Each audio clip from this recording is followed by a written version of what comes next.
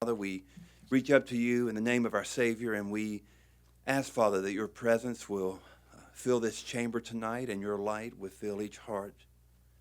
God, we thank you for our city. We thank you that she displays both healing and strength.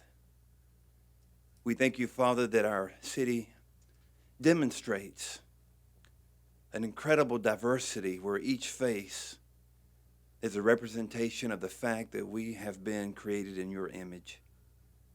So, Father, tonight I'm honored to pray a blessing over this chamber and over every leadership and over every citizen that is present tonight. God, I also pray over our government and over our city. We pray for her health. We pray for every district, for every business, for every place of education, for every civil representation, for every military base, for every home and for every family, for every individual. Father, we pray a blessing and a covering of your care over us tonight. Father, guide the proceedings. Again, God, I thank you for the leadership that you've blessed us with. Guide them, Father. Bless them, their families, their homes. And Father, tonight we commit this moment to you. Again, in the name of our Lord and Savior. Amen. Amen. Thank you, Pastor. Yes. Pledge of allegiance. I pledge allegiance to the flag of the United States of America and to the republic for which it stands, one nation, under God, indivisible, with liberty and justice for all. Okay, great. Madam Clerk, do we have the roll call? Yes, sir. All present except Ms. Wilson and Ms. Abbott. Okay, thank you. Moving forward, do I have a motion for the certification of the closed session? So moved. Okay, vote is open.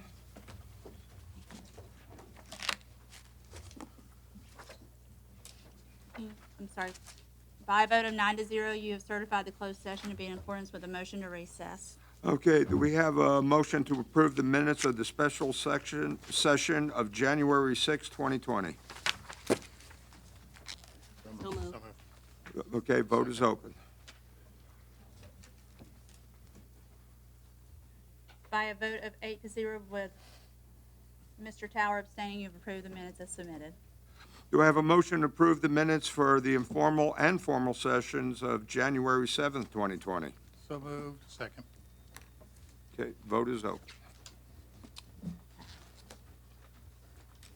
Okay, at this point, I'm sorry, by a vote of 8-0 with Mr. Tower abstaining, you have approved those minutes as well.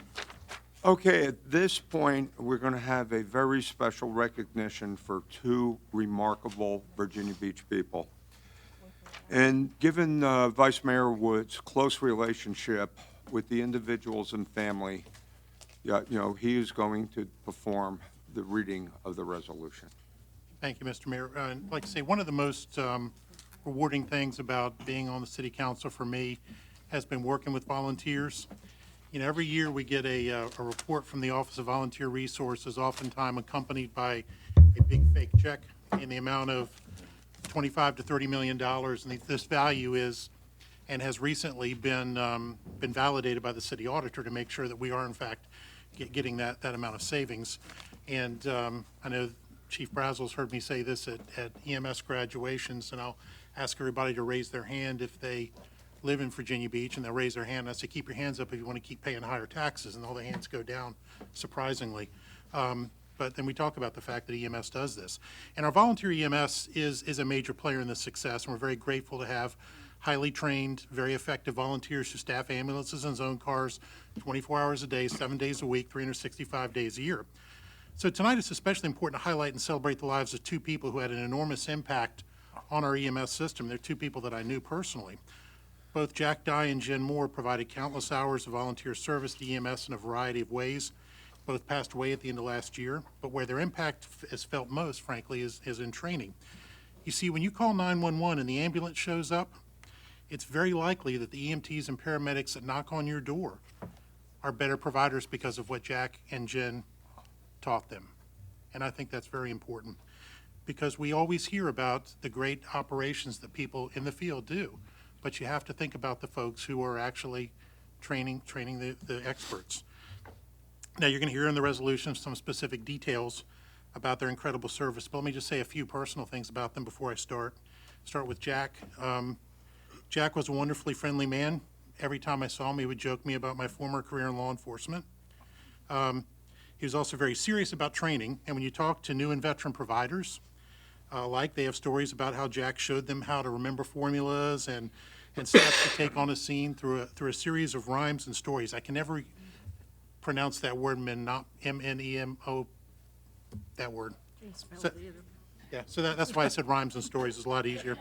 I'll write it down for you guys, I can spell it. One provider, though, told me he had a friend everywhere he went, and I was just sharing with his sons a few minutes ago, every time I saw him at an event and he was dressed in the white dress uniform, he would hug the ladies and tell them not to leave lipstick on his collar. And I think folks that know him remember hearing that multiple times. I see the ladies in there nodding their heads in the background, so okay.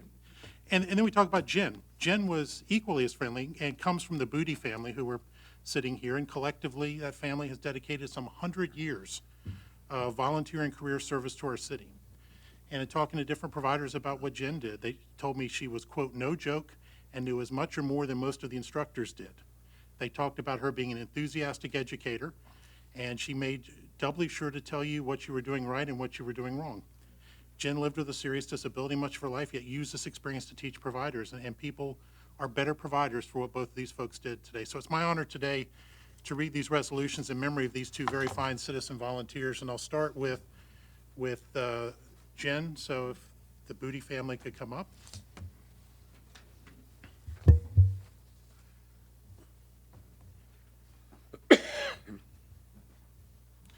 So it's a resolution that says, whereas Jennifer Jen Ann Moore Booty was a native of Virginia Beach since the age of 3 and graduated from Old Dominion University, and whereas following in the Booty family footsteps, whose members have collectively given 100 years of service to the city as both volunteer and career members of EMS, Jen served nearly 23 years with the city's EMS. And whereas Jen was an administrative member of the Kempsville Volunteer Rescue Squad from 1995 to 2011, and a member of the citywide Volunteer Support Services team from 2005 until her passing in 2019.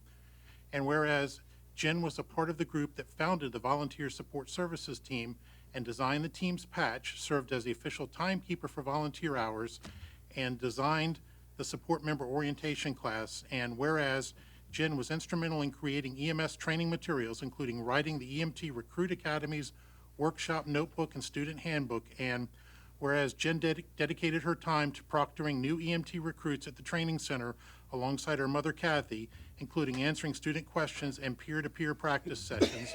And whereas Jen ensured scenarios and material for the initial accreditation processes were accurate and up to date. And whereas Jen helped design various trainings such as the patient class, AVPU, rapid extrication, helmet removal, four-person log roll onto a backboard, and KED. And now therefore it be resolved that the City Council of the City of Virginia Beach, Virginia, hereby recognizes the dedication, leadership, and commitment to the city and its EMS division that Jennifer Ann Booty Moore displayed for nearly 23 years. Be it further resolved that the City Council hereby honors the memory of Jennifer Ann Booty Moore and extends condolences to her family, friends, and loved ones. And this is signed by all members of council. So, Yeah, please.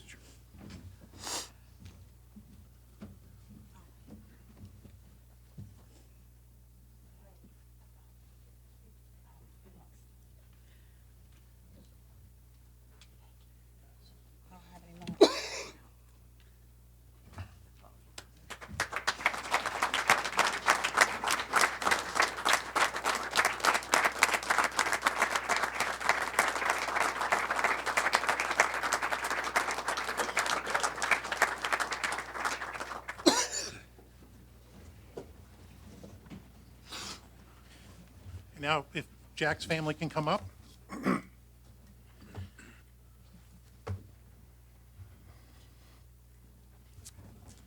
Now, whereas Jack Dye was an outstanding citizen who dedicated his life to the service of his country and community, serving multiple tours in Vietnam, and whereas Jack served 44 continuous years as a member of the Virginia Beach Volunteer Rescue Squad and is recognized as a life member, and whereas under his leadership as captain of the Virginia Beach Volunteer Rescue Squad competition team, The team won 3 international basic life support competitions, several Virginia Association of Volunteer Rescue Squads basic life support district competitions, and Virginia Volunteer Association of Volunteer Rescue Squads basic life support state competitions. And whereas Jack was captain of the Virginia Beach Volunteer Rescue Squad's Honor Guard for over 15 years, and whereas Jack was a certified emergency medical technician and instructor and proctored students at the Department of Emergency Medical Services Training Center, and whereas Jack was a member of the Virginia Beach EMS Support Services Team, and whereas during his service he received many awards and recognitions, including multiple Class Act Awards, Tidewater Emergency Medical Services Regional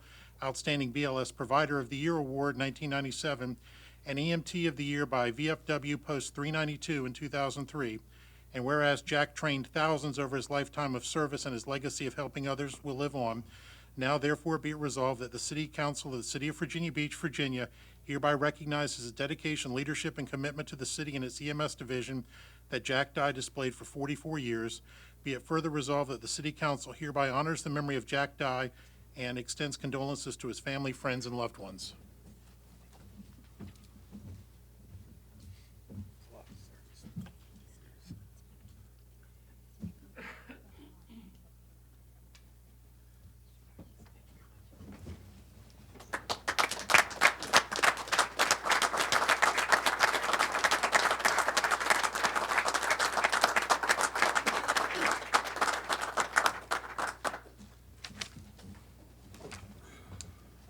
Thank you, Mr. Vice Mayor. One of the honors I have as being mayor is recognizing people that live in our city that do tremendous and extraordinary things. I have found out over the months that the strength of Virginia Beach are the people of Virginia Beach and the good deeds that they do. And that being said, we have a proclamation to honor Naomi Esteras for her efforts with the Human Trafficking Awareness Month. And I asked Council Lady Sabrina Wooten, whose passion for this cause and working with Naomi, if she'd be so kind to read the proclamation. Absolutely. Naomi Esteras. Please, Naomi, come And forward. your family, would you like to stand? And family. Please. And so, as mentioned, January is a time to bring awareness to human trafficking. And so, because of the work that you've done, I'd like to share this proclamation with you, your organization, your family. And it reads, whereas human trafficking is a form of modern-day slavery, where people profit from the control and exploitation of others. This includes sex trafficking, forced labor, and domestic servitude. And whereas human trafficking erodes personal dignity and destroys the moral fabric of society. It is an affront to humanity that tragically reaches all parts of the world, including Hampton Roads and Virginia Beach. People of every age, gender, race, religion, and nationality are devastated by this grave offense. And whereas, even though awareness of this crime is growing, human trafficking continues to go unreported due to its isolating nature, the misunderstanding of its definition, and the lack of awareness about its indicators. And whereas increased community education on how to identify victims of human trafficking, along with increased knowledge of local resources and services for those affected by these criminal actions, can help restore freedom and dignity to identified survivors, as well as help diminish the number of future victims. And whereas Naomi Esteras is a longtime advocate, community leader against human trafficking, and the organizer of NJUO, Equality and Justice for Every Woman, Every Land. NJUO is a nonprofit organization that was created to eradicate human trafficking locally and globally. Naomi collaborates with local leaders to engage the community by providing education regarding possible targets of human trafficking, as well as empowering victims, individuals, and local businesses to work together towards eliminating human trafficking within our community. And whereas during National Slavery and Human Trafficking Prevention Month, we affirm our unwavering commitment to raise awareness of and to work to eradicate this horrific injustice. Now, therefore, I, on behalf of Mayor Robert M. Dyer, Mayor of the City of Virginia Beach, Virginia, do hereby proclaim January 2020 National Slavery and Human Trafficking Prevention Month in Virginia Beach, and encourage all citizens to become more informed on its growing problem and to be vigilant and report suspicious activity and to work together towards solutions to end trafficking in all its forms in our community. In witness whereof I have, on behalf of the mayor, hereunto set my hand and cause the official seal of the City of Virginia Beach, Virginia, to be affixed the 21st day of January, 2020.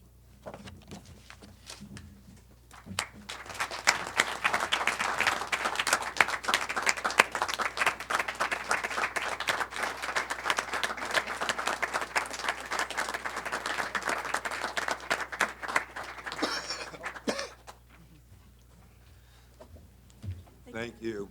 Thank you very much. Thank you.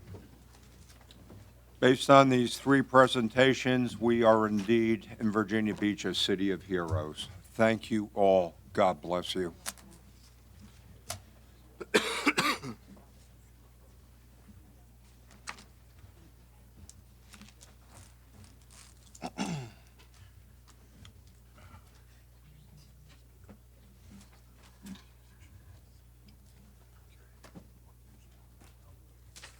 Okay, do we have the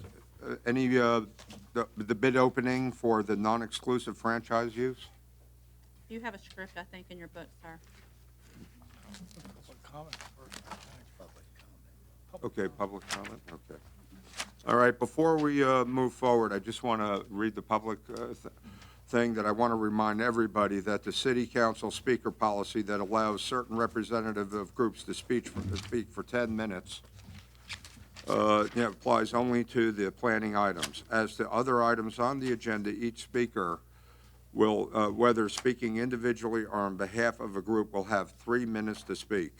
When speakers are called on each item, the clerk will call for those individuals who have signed up to speak. After those who have signed up to speak have spoken, the chair will ask if there are any other persons who wish to speak on the item at hand. Those speakers will be allowed to speak and will be asked to give their name, addresses, and phone number to the clerk to record. Also, we have several items under ordinances and resolutions where, pardon me, a speaker signed up. As such, the city clerk will call the speaker and identify each item that they have registered on. The speaker will receive 3 minutes to comment on each item. Okay, now I'm going to read regarding the bids for non-exclusive franchise agreement. Pursuant to Virginia Code 15.2-2102, I will now summarize the bids that have been received for a non-exclusive franchise agreement for the purpose of owning, installing, and maintaining network facilities for wireless communications services within the city's public streets and right-of-ways. One bid has been received. SQF LLC has bid 10-year franchise with 3 additional 5-year options to renew, not to exceed 25 years. Are there any other persons who desire to submit a bid at this time? There being no further bids, the bidding is closed. City staff has evaluated the bid received from SQF LLC and recommends that the company be granted the franchise. We will now open a public hearing for the proposed non-exclusive franchise agreement to own, install, and maintain network facilities for wireless communications services with the city's public streets and right-of-ways. I have one speaker, Barbara Messner. Welcome. Evening. I didn't get a chance to watch much of the meeting, and I didn't hear why the two council members aren't here, but that's okay.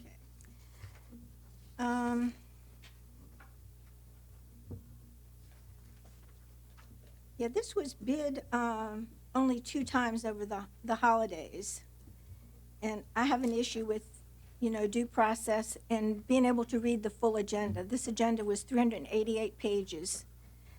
Okay, this is a private, non-exclusive cell tower company. They control our public street. They will have control over our public streets and right-of-ways. This isn't just this company. This is a lot of cell tower companies over the last few years. This is near homes, workplaces, and these do emit a lot of radiation, even within a mile. So I'm for free enterprise, and this company has no office in Virginia. They're based in Delaware. I didn't know if I was going to have enough time. I can continue on J1. Okay, normally, like Cox and Verizon, I've spoken to Ms. Henley on this before. She said she'd look into the problem because we still don't have Verizon in a lot of areas. That when they pay the city, then they pass along the cost to their customers. I oppose the sale of easements throughout our city. We're not on J2 yet, Ms. Okay, I was still on J1, sorry. I just went over. Okay, so I'm in opposition. Thank you. Okay, thank you. Any other speakers? No, sir. Okay, should we do this one next? Yeah. Yeah, we're going to keep with public hearings, and number 2 will be the sale of easements over city property, intra-facility traffic area, ITA, 3340 North Landing Road and 2801 Two Farms Lane. And it's- Barbara Messner.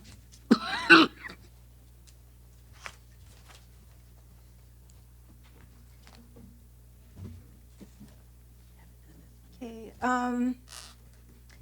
yeah, for many of us that have been here a long time, we remember when there was a green line, and we were supposed to keep the south end of the beach rural, not overdeveloped. So I oppose the sale of these easements. They shouldn't be sold or leased for private developers. We have major problems throughout the city with flooding.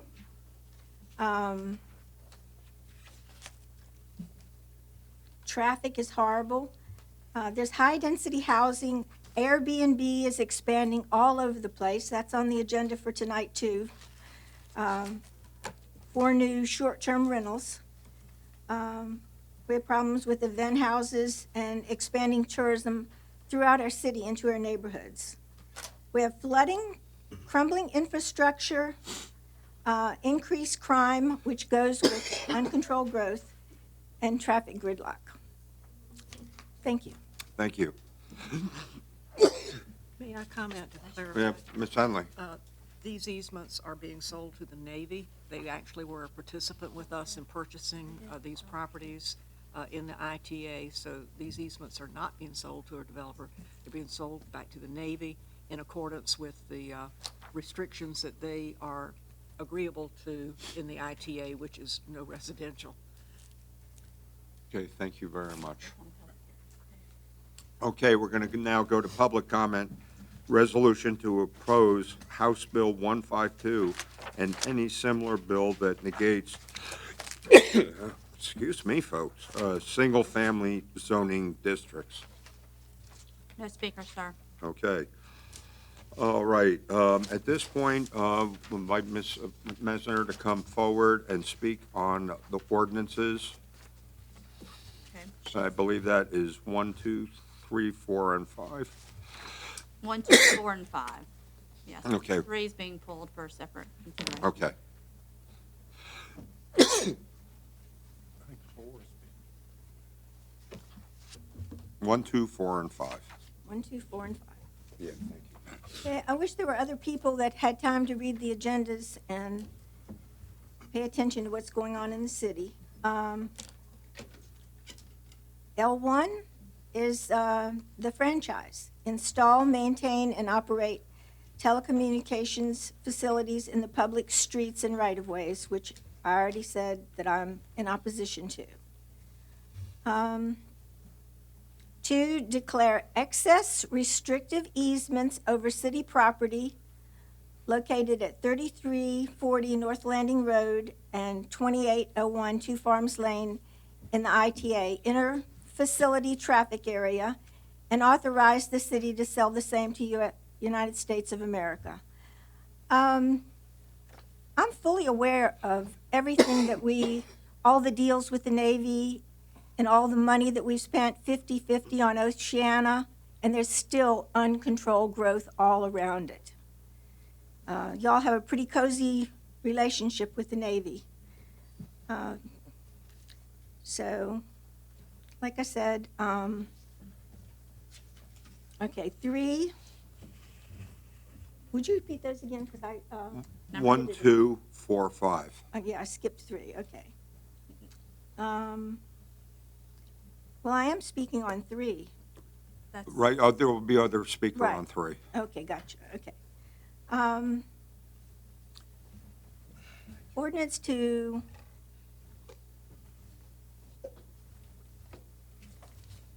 designate and exempt a real and personal property tax deferred from December 10th. For DC Art Institute of Virginia, LLC, DC South University of Virginia, LLC, and In-Home Health, LLC. A lot of us have unbelievable taxes, fees, fines on everything. And I don't think private companies should be getting tax exemptions. Okay, and 5? yes, ma'am. Okay. Ordinance to accept and appropriate $125,000 from Virginia Tourism Authority to the 2019-2020 Economic Development Operating Budget and authorize $125,000 grant. That's not a loan. I don't know why no one in the city over the 20 or 30 years that I've been here hasn't come up with a plan to have loans and get paid back instead of giving grants. This is for the Sports Hall of Fame, which the city already paid $1 million to buy it from Portsmouth and spread it all over Armada Hoffler's Town Center. And this money, total $250,000, is to promote tourism in Hampton Roads. We spend a fortune on tourism. Okay, that's 1 through 5. Okay, thank you. Okay, Mr. Vice Mayor, the consent agenda. Thank you, Mr. Mayor. Mr. Mayor, I move for approval under the consent agenda. Under ordinances, item L1, ordinance to grant a non-exclusive franchise agreement to SQF LLC regarding install, maintain, and operate telecommunication facilities in the public streets and rights of way. Item L2, ordinance to declare excess restrictive easements over city property located at 3340 North Landing Road and 2801 Two Farms Lane in the interfacility traffic area, and authorize the city manager to sell same to the United States of America. Item L4, ordinance to designate as exempt real property and personal property taxes, A, DC Art Institute of Virginia Beach, LLC, B, DC South University of Virginia, LLC, C, In-Home Health, LLC, and that's consent for deferral to February 4th, 2020. Item 5, ordinance to accept and appropriate $125,000 from the Virginia Tourism Authority to the FY 2019-20 Economic Development Operating Budget and authorize a $125,000 grant to the Virginia Sports Hall of Fame regarding promote tourism in Hampton Roads. I open a hearing on planning. Under planning, items M1, Ocean Rental Properties LLC for variance to section 4.4 A and D of the subdivision regulations regarding access to a public street and lot width at 5568 Shell Road in the Kempsville District, noting that Mr. Moss and Mrs. Henley are voting nay. Item M2, Hannah and Hamilton Gubank for a street closure regarding 2,176 square feet portion of an unimproved right-of-way adjacent to 770 Woodstock Road in the Kempsville District. Item 6, Kim Smith, 1440 LLC, for conditional use permit regarding a tattoo parlor at 1440 North Great Neck Road, Suite D, in the Lynn Haven District. Item 7, Noradine Husseini and Newtown Thurston LLC, for a conditional use permit regarding an automotive repair garage at 5900 Thurston Avenue in Bayside District. Item 8, Christopher J. Ocampo and Mary Holden, for conditional use permit regarding automotive repair garage at 2505 Horse Pasture Road, Suite 101, in the Rose Hall District. So moved, Mr. Mayor. Okay, any comment? Okay, the vote on the. Second. Second, okay. Vote is open. By a vote of 9-0, you have approved the consent agenda as read by Vice Mayor Wood, noting Ms. Henley and Mr. Moss's nay vote. Mr. Mayor? Yes. Just want to explain two things. First of all, Congress has passed legislation, so has the FCC regulations, which gives us limited ability to impede the installation of telecommunications equipment in order to speed innovation. So it's basically something we have to do, and anyone else can do it as well. And lastly, I can appreciate Ms. Messner's comments about if we were spending our local money for the Sports Authority, but in fact, we're just a pass-through of money provided by the state, and we're just the mechanism by which it receives it. Okay, thank you very much.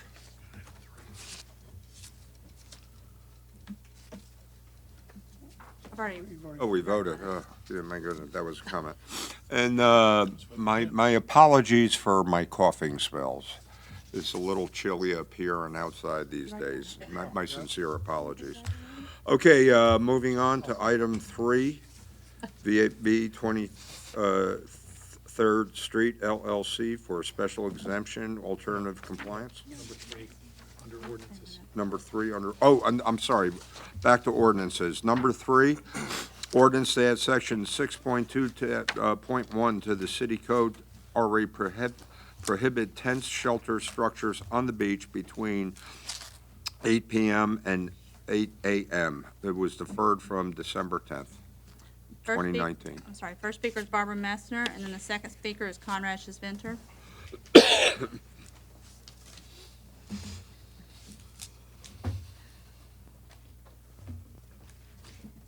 I spoke on this on the 10th.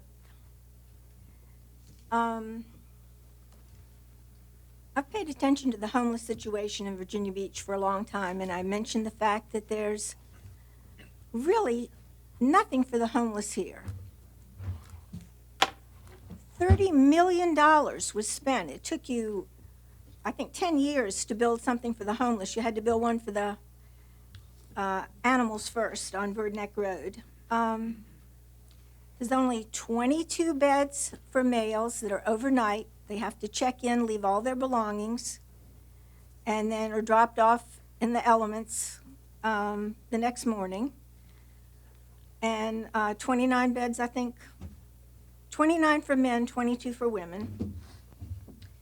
So this building is for bureaucrats, and it's regional. Why did we pay all of this money to Ballard Construction? When I think there's 7 cities, it's regional. And there's, like I said, you don't take care of the homeless. There's a homeless person that's been starting to come back in all over the city. You took away their, you let them since 2012.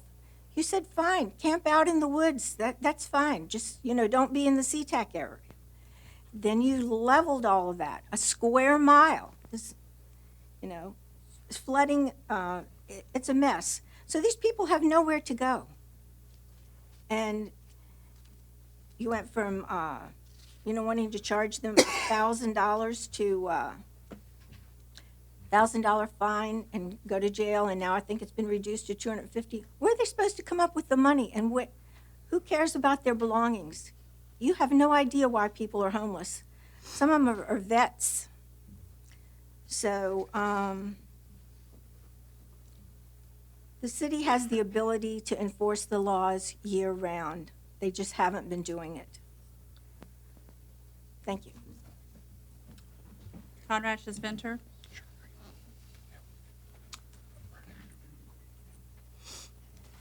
Welcome, Conrad. Good evening.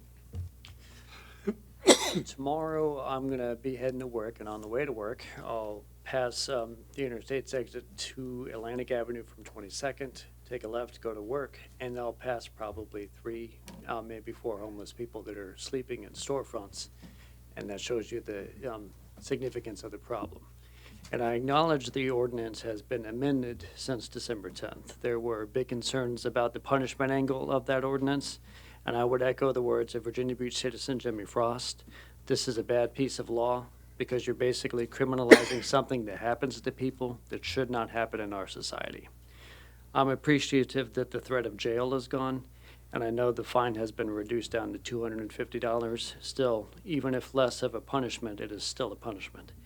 I hope this doesn't pass as is, and I hope council organizes to focus on ideas to alleviate homelessness as opposed to treating it as a nuisance. Thank you. Thank you. That's all the speakers, sir. Okay, do I have a motion? Move for approval. Second. Any discussion? Mr. Mayor, I would like just to make the briefest discussion that previous speaker mentioned that this should be part of a conversation about how to reduce homelessness in our community, and I agree. This is one piece of a comprehensive, what I hope will be a comprehensive strategy to reduce homelessness and to support people who are underserved in our community. I have confidence, based on the conversations that I've had with stakeholders throughout our community, with members of city staff and others, that we will have that discussion. If we've proved nothing else, it's that in Virginia Beach we are compassionate and we do have a heart for people, and that includes all people. And so I look forward to that discussion. I think the characterizations that our community isn't serving people who are homeless is categorically false, and there are many services that are available to people who are homeless, and that includes short-term housing, and that includes food and other services. And so there's a lot of strategy being employed, and there's a lot of room for improvement as well. But we are a community that welcomes everyone. We are a community that serves everyone, and we have come a long way, and we have a long way to go. And so I thank you for your consideration. Thank you. John? And just to build on those great remarks, Virginia Beach, for a city of its size, and other larger cities, is at the bottom in terms of the number of homeless per 10,000 population.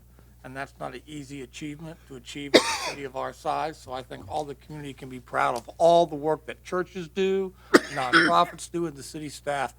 But it is a remarkable statistic that we have achieved, but there's faces behind that are being helped. There's more to be done, like Mike said, but we have achieved a lot. Not we, the council, we, the public, have achieved a lot. Thank you. Very well spoken by both of you.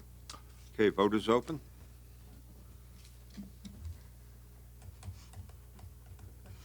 By a vote of 8-1, you have approved the ordinance.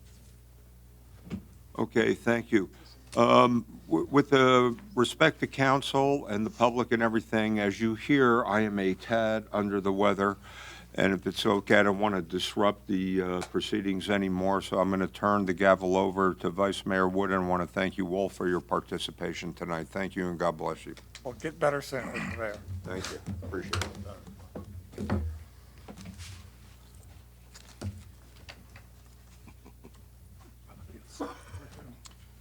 Okay, the next item under planning would be VAB 23rd Street LLC for special exception of alternative compliance to the Oceanfront Resort District Form-Based Code regarding commercial parking lot at 305, 309, 311 23rd Street in the Beach District. Do we have speakers on this one?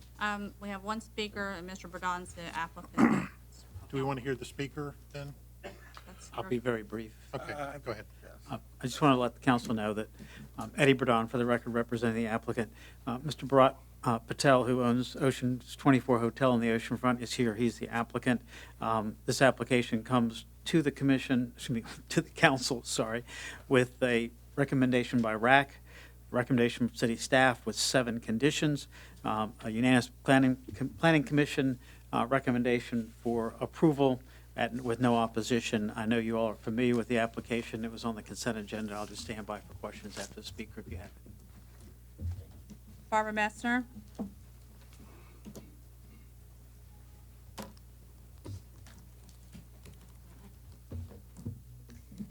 I'm very familiar with this area. I lived at 24th Street for 10 and a half years.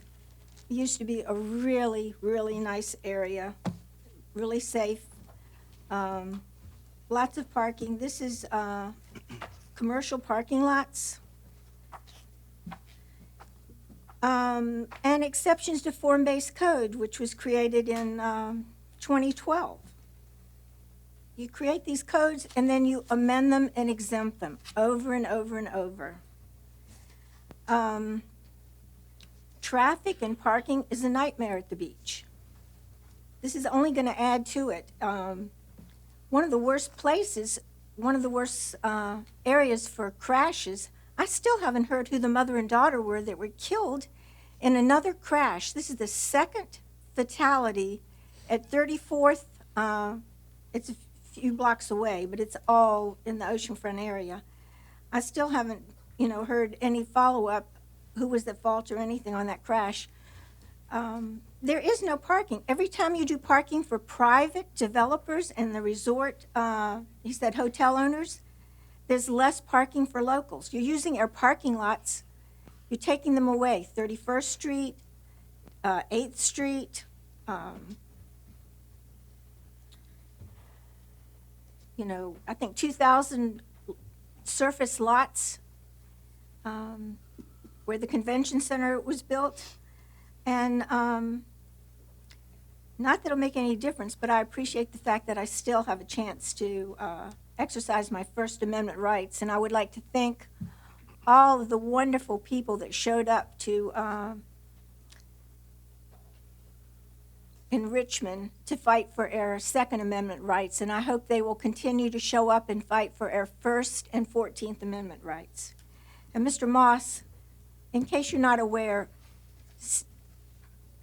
you said it was coming from, the state. We pay state taxes. I don't know if you do, but we pay state taxes, so that's their money. Thank you.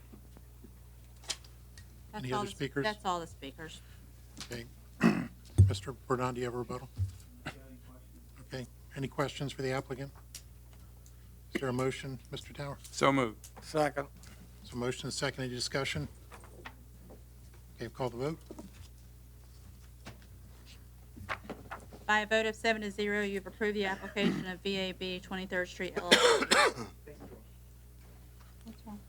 Okay, the next item, M4 Bilo Sand Company Incorporated, Robert W. White and Robert W. White Sr. Family Trust for modification of conditions regarding Burrow Pit at the west side of Princess Anne Lane and Princess Anne Road in the Princess Anne District. Do we have the applicant? Yes, Ann Standing Bellow. Aye. It's bio. I wasn't aware that I was being opposed until I got here. So, we are applying for modification of conditions, but it's really existing conditions. So my father passed away unexpectedly a year and a half ago, so my sister and I are trying to figure out the biosand company. And so it was supposed to be closed and all the minerals removed by a certain date. And so obviously we haven't had time to do that. So we're just asking for the gift of time until we can figure out what we're going to do. But we're not really asking for anything else that we don't already have or own. we'll just hear the opposition, I think. No Okay. questions. I stand by for questions, and thanks. And I just want to say for the record, my condolences to you and your family. Barbara Messner.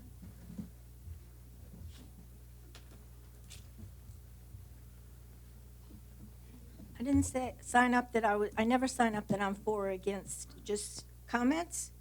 And since there were 388 pages and I really didn't know what this was, and I appreciate the situation, I met the woman earlier tonight. It would be nice to have a deferral to give her time and for, people to read the full agenda. Thank you. Any other speakers? No, sir. Ms. Henley? I move approval of the application. Thank you. A motion and second. Any discussion on the council? Okay, vote's open. By a vote of 8-0, you have approved the application of Valio Sand Company, Inc., Robert White Jr. and Robert White Sr. Family Trust. Okay, Back Bay Wildfowl Guild trading as Atlantic Wildfowl Heritage Museum, City of Virginia Beach, for conditional use permit regarding assembly use and modification of conditions regarding open-air market at 1113 Atlantic Avenue in the Beach District. We only have one speaker, Barbara Messner. We have the applicant come up first, if we I'm could. sorry, he didn't sign up with me. I see him. Okay, come on up. Just have him state his name, please, for the record. Thank you. Lynn. Hi, my name's Lynn Hightower. I'm the director of the Atlantic Wildfowl Heritage Museum. We're simply asking for the opportunity to be able to use our property as a venue so that we can become a self-sustaining organization, as we've been asked to by the city manager's office. Okay, you stand by for some questions? And thank you. Thank you. Barbara Messner.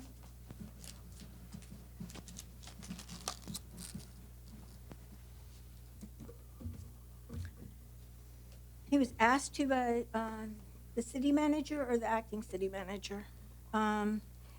Anyway, it depends what type of open-air market. Usually it's for the breweries, which I'm strongly opposed to. Alcohol all over the city. I hope somebody takes a look at the latest issue of Veer, especially Ms. Wooten. I appreciate your proclamation today, but that the Veer cover, it's 75 pages promoting alcohol in the city, alcohol-related events, and it's very demeaning and demoralizing to women, the cover. So, I'll share it with you after the meeting. I did bring that copy. If they want a venue, fine. I'm just tired of the alcohol all over the city. Everything is alcohol. If they want a venue to make money for this, that's fine. I just, the city and the state, Mr. Moss, both subsidize. I stopped counting at $4 million, the brewery industry. They were approved. It was supposed to be in industrial locations. I don't know of any that are in industrial locations. And they aren't required to get a restaurant license to sell food. They've been allowing people to drink and hang out all day and get drunk. And now some of them are allowed to have food served, but they still don't have the same thing. They compete unfairly with the restaurants who are still required to have 45% sale of food to try to have people eat so they don't get drunk as easily. Thank you. That's all the speakers. Okay, is there a motion? I would move approval if it's in the Beach District, if it's okay. The Back Bay Wildfowl Guild does a wonderful job there at the DeWitt, and this is just to allow them to have more events, which are very, very fine family events. Yes, exactly. And many of the events that we have at the Wildfowl Guild and the DeWitt Cottage, which, by the way, is 125 years old this year. So we will be celebrating our 125th anniversary of the DeWitt Cottage, as well as the 25th anniversary of the Back Bay Wildfowl Guild being the occupant of the house. And we're very, very proud to represent the city as an attraction on the boardwalk there during the summer months. I'm not sure which organizations Ms. Minster was referring to with all the alcohol, but I'm sure she's aware that regardless of whether you pass the conditional use permit tonight for us to use the facility or not, each event still has to be permitted that comes to the venue, and each alcohol event has to be permitted by ABC. So all of the laws have to be followed regardless of the fact that we have the use of the venue. We're simply asking to be able to use it more than 4 times a year, which is what the restriction is now. Okay, we have motion by My Ms. motion Henley is to approve. and the second by Mr. Rouse. Do you have a comment, Mr. Tower? I do, just to add that the Wildfell Heritage Museum is a gem of a place. I hope people that are listening and watching will visit it and visit it often. We are so proud of what you do, Lynn, and thank you so much for your contribution Thank you very much. to the cultural health of our city. Okay, Mr. Moss and then I just Mr. want to Berluti. applaud them for the effort that you're taking to be self-sufficient.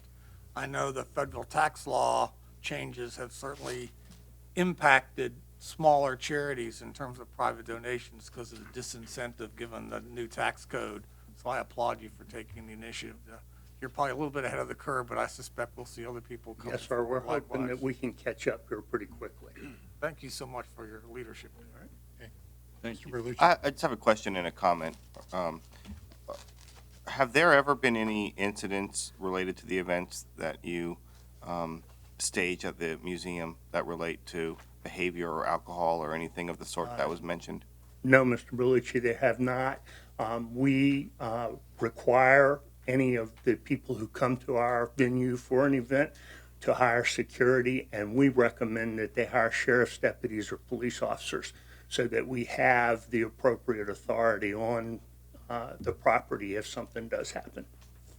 Thank you. And if I could just note that cultural institutions such as yours and others in our community are critical to our educational system, to culture.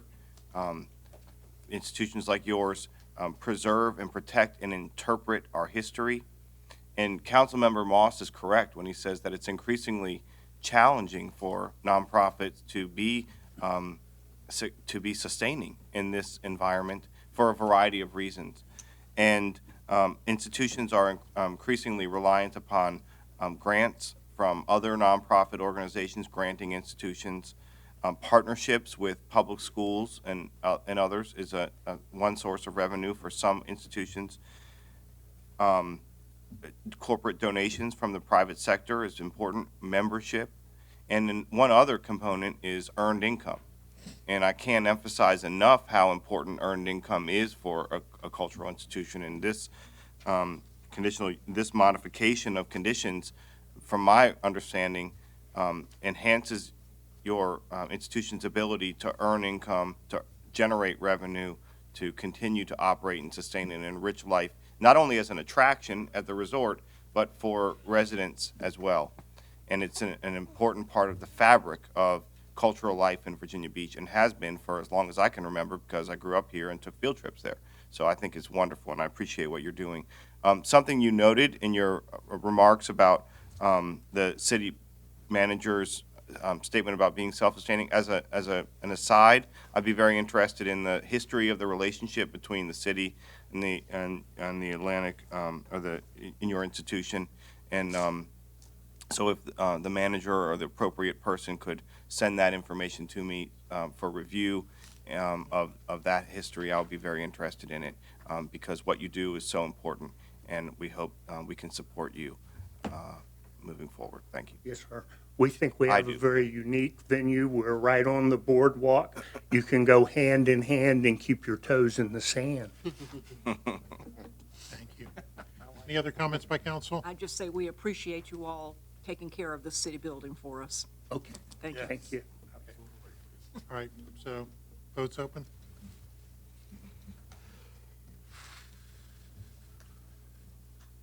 By a vote of 8-0, you've approved the application of Back Bay Wildlife Guild trading as Atlantic Wildfowl Heritage Museum. Okay. Next item is Greg McMacken, Mills Collins LC, for conditional use permit regarding bulk storage yard 4145 Virginia Beach Boulevard in Lynn Haven District. So the applicant did not sign up with me. Is Mr. McLachlan here? Okay.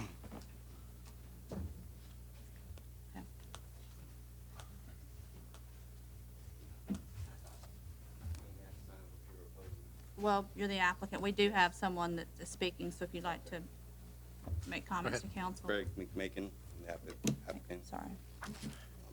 Don't have much to say. It's just a place, Bruce Mills, the owner of the property, allowed me to keep a few things there probably over 10 years ago. Since then, I've acquired quite a bit of equipment, and I'm just looking to keep that place just to be able to keep my equipment there. I have stored wood and stuff like that, but since then, got rid of about 99% of it, and I'm getting rid of the other 1% as soon as I can work up the funds and the time to get it out of there. So I'm just going through this process basically because I have to. I have no other place to bring my stuff. Okay, Mr. Rouse? Are you dependent upon this for what line of work you're in? Not for the line of work that I'm in, no, but to keep the equipment that I have, that I've acquired over the years. I'm not sure where else I got quite a bit of stuff. So I guess I'm asking, the equipment you store there has nothing to do with your ability or line of work? It does, some of it. I have, well, it all pretty much does. I do tree removal. All I need is a chainsaw and some climbing gear, but all this equipment helps me get the job done faster, easier. Yeah, that's a good question. Where were you storing the equipment before? Before, I had my trucks. Well, when Mr. Mills allowed me to bring my stuff there, all I had was a skid steer and a small wood splitter. Since then, I've gotten a mini excavator, firewood processor, a bunch of attachments, enclosed trailer, dump trailer, utility trailer. So you've added a lot of equipment. I've added a lot since I've been there, yeah. Okay, Mr. Moss? You said wood splitter, I know you said something about fire. Are you processing the wood for trees on that site? I was processing wood for firewood on that site, yes. Yes, I was. But one of the conditions is to no longer bring any tree debris to that site. So if this site became unavailable, I think getting back to Councilman Rouse's view, which I think is asking, if this site was found not to be the best place or compatible with the neighborhood, you know, we're always concerned about balancing interest, where would all this equipment go? Where would your business go? How, would you still have a business? We're just trying to understand the situation you're in so we can draw the best balance among all the competing interests. I would still have a business. Like I said, I don't need much to take a tree down, but as far as getting it done faster and easier, a lot of it is real vital. I don't know what I would do with it. I haven't given that much thought. I've been spending a lot of my time trying to get rid of everything that's there, that was stored there as far as the wood goes. So I'm not sure. I would probably have to sell it. I don't know. All right, thank you very much. Thank you, Mr. Vice Mayor. Other questions? So, sir, do you have a sawmill on site? I have it's a small portable sawmill. It's nothing like North Landing has. It's a tow behind. I could bring it onto the job site and process. Are you processing stuff on this property? I was processing wood on this property over the past few years, past 10 years. That was one of the main reasons why I was interested in bringing my stuff there, is because I pay so much money to dump this wood. I figured, hey, I could keep some of it, split it, sell it for firewood through the winter time, which is the slow time of year for tree work. But I understand I no longer can, because that's part of the conditions the city's asking me to do, is to no longer bring logs to the site. I have another question. Yes, sir, Mr. Jones. So where are you gonna put the wood? I'm not gonna put the wood, I'm gonna have to pay dump fees and get rid of that way. Or bring my equipment onto the job site, split the wood onto the job site, and then deliver it if need be. So, Mr. Moss? And because I have quite a few trees on my lots. I still have 70 left, so I know about trees a little bit. So you're taking those trees to Suffolk then? No, Where's the local dump you're dumping? KW1 takes it. They're kind of expensive depending on what you have.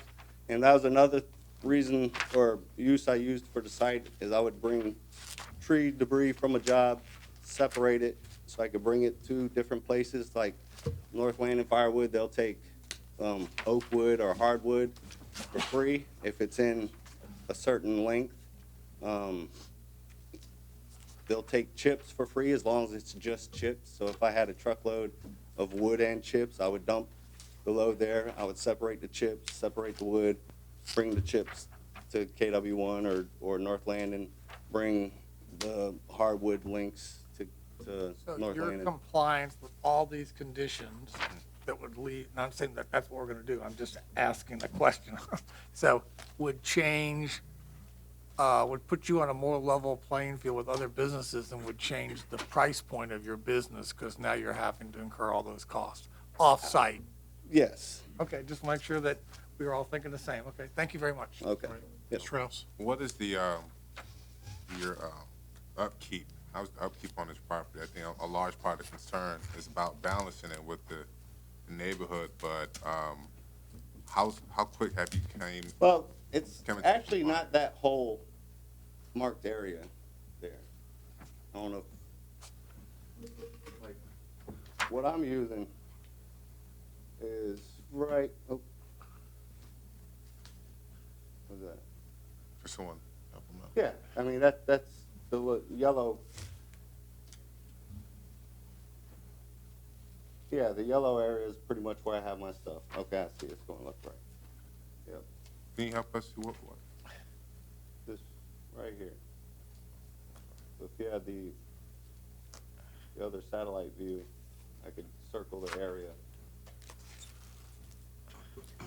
Mr. Rouse, It's just a small little tiny area. to clarify, Mr. Rouse, on the right side is Virginia Beach Boulevard. The building that fronts on Virginia Beach Boulevard is there in the blue on the right side of the property. His area that's marked in the yellow is considered the bulk storage area, and on there shows the proposed improvements that he's required to make to be compliant with the conditions that are in the report. And has he Wait. come into compliance? These Connex boxes, I have nothing to do with those. Have you come into compliance? Have you come into compliance with? At this time, he's not in compliance with the conditions. But the conditions would be imposed if there was an approval. If not, then the site would have to be cleared. Okay. Let me just follow up on that. You said at the Planning Commission on December 11th, middle of January, you'd have everything cleaned out of there. Is that the case now?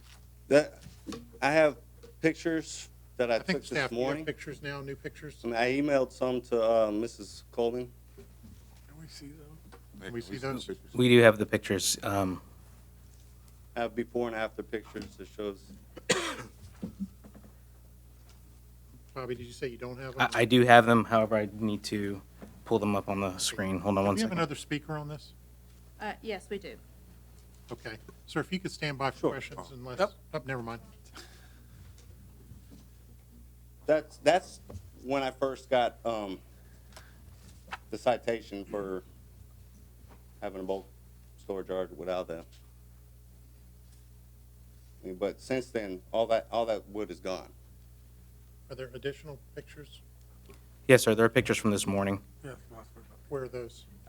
We did not load them on here. I apologize. I need to get them onto the computer, so if you give me a moment, I can take care of All that. right. Does anybody have any more questions of the applicant? Just one more. One of the issues is rodents, and I think if I remember correctly. So what have you done yourself on your property in terms of contract services to address rodent generation from your property?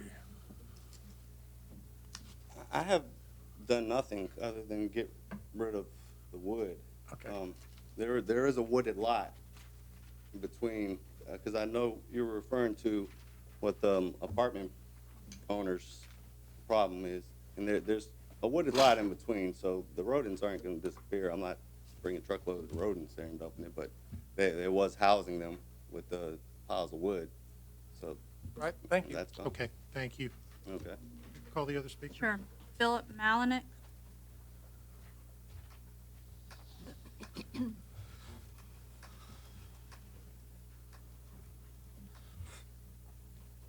Welcome. Good evening. I trust that the council members have received a letter from our association president. My name is Phil Malinek. I'm a member at large of Daly Station Homeowners Association, and our president, Mr. Walters, unavailable tonight, so he asked me to come here. I'm happy to read this letter, but essentially, if you have received it and looked over it, what we're just asking is that the city council enforces the laws as written in place.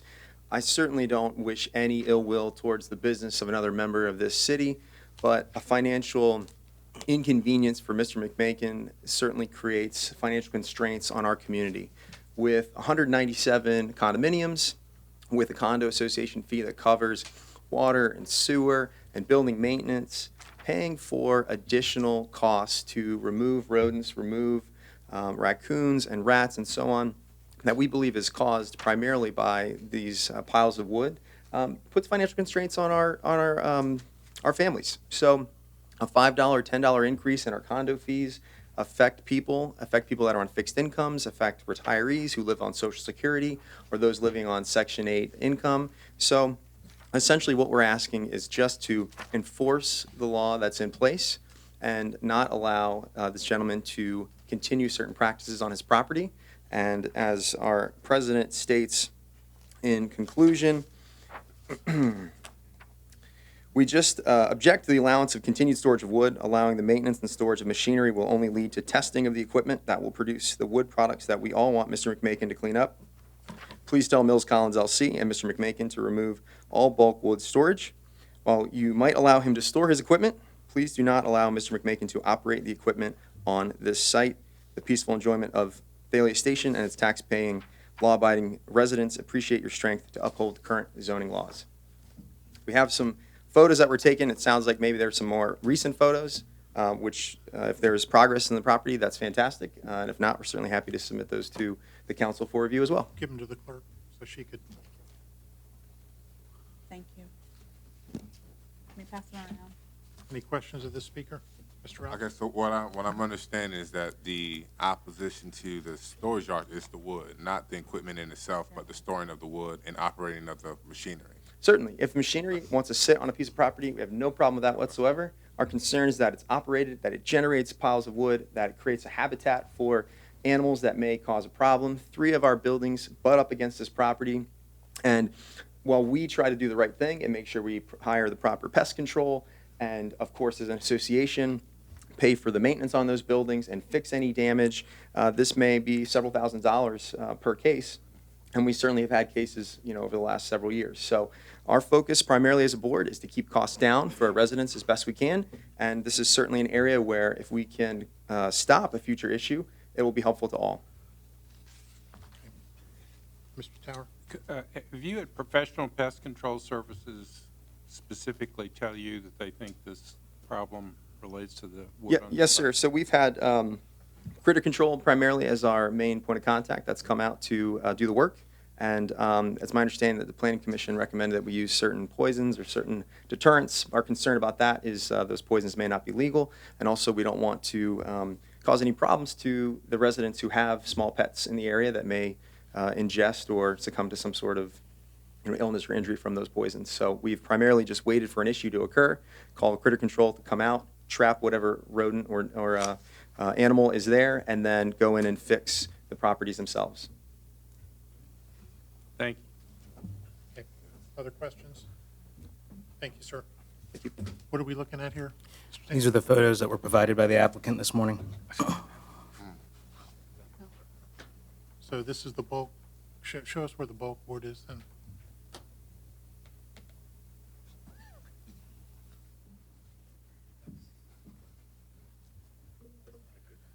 Mr. Wood currently has his bulk storage area here, as well as storage of other materials in this area.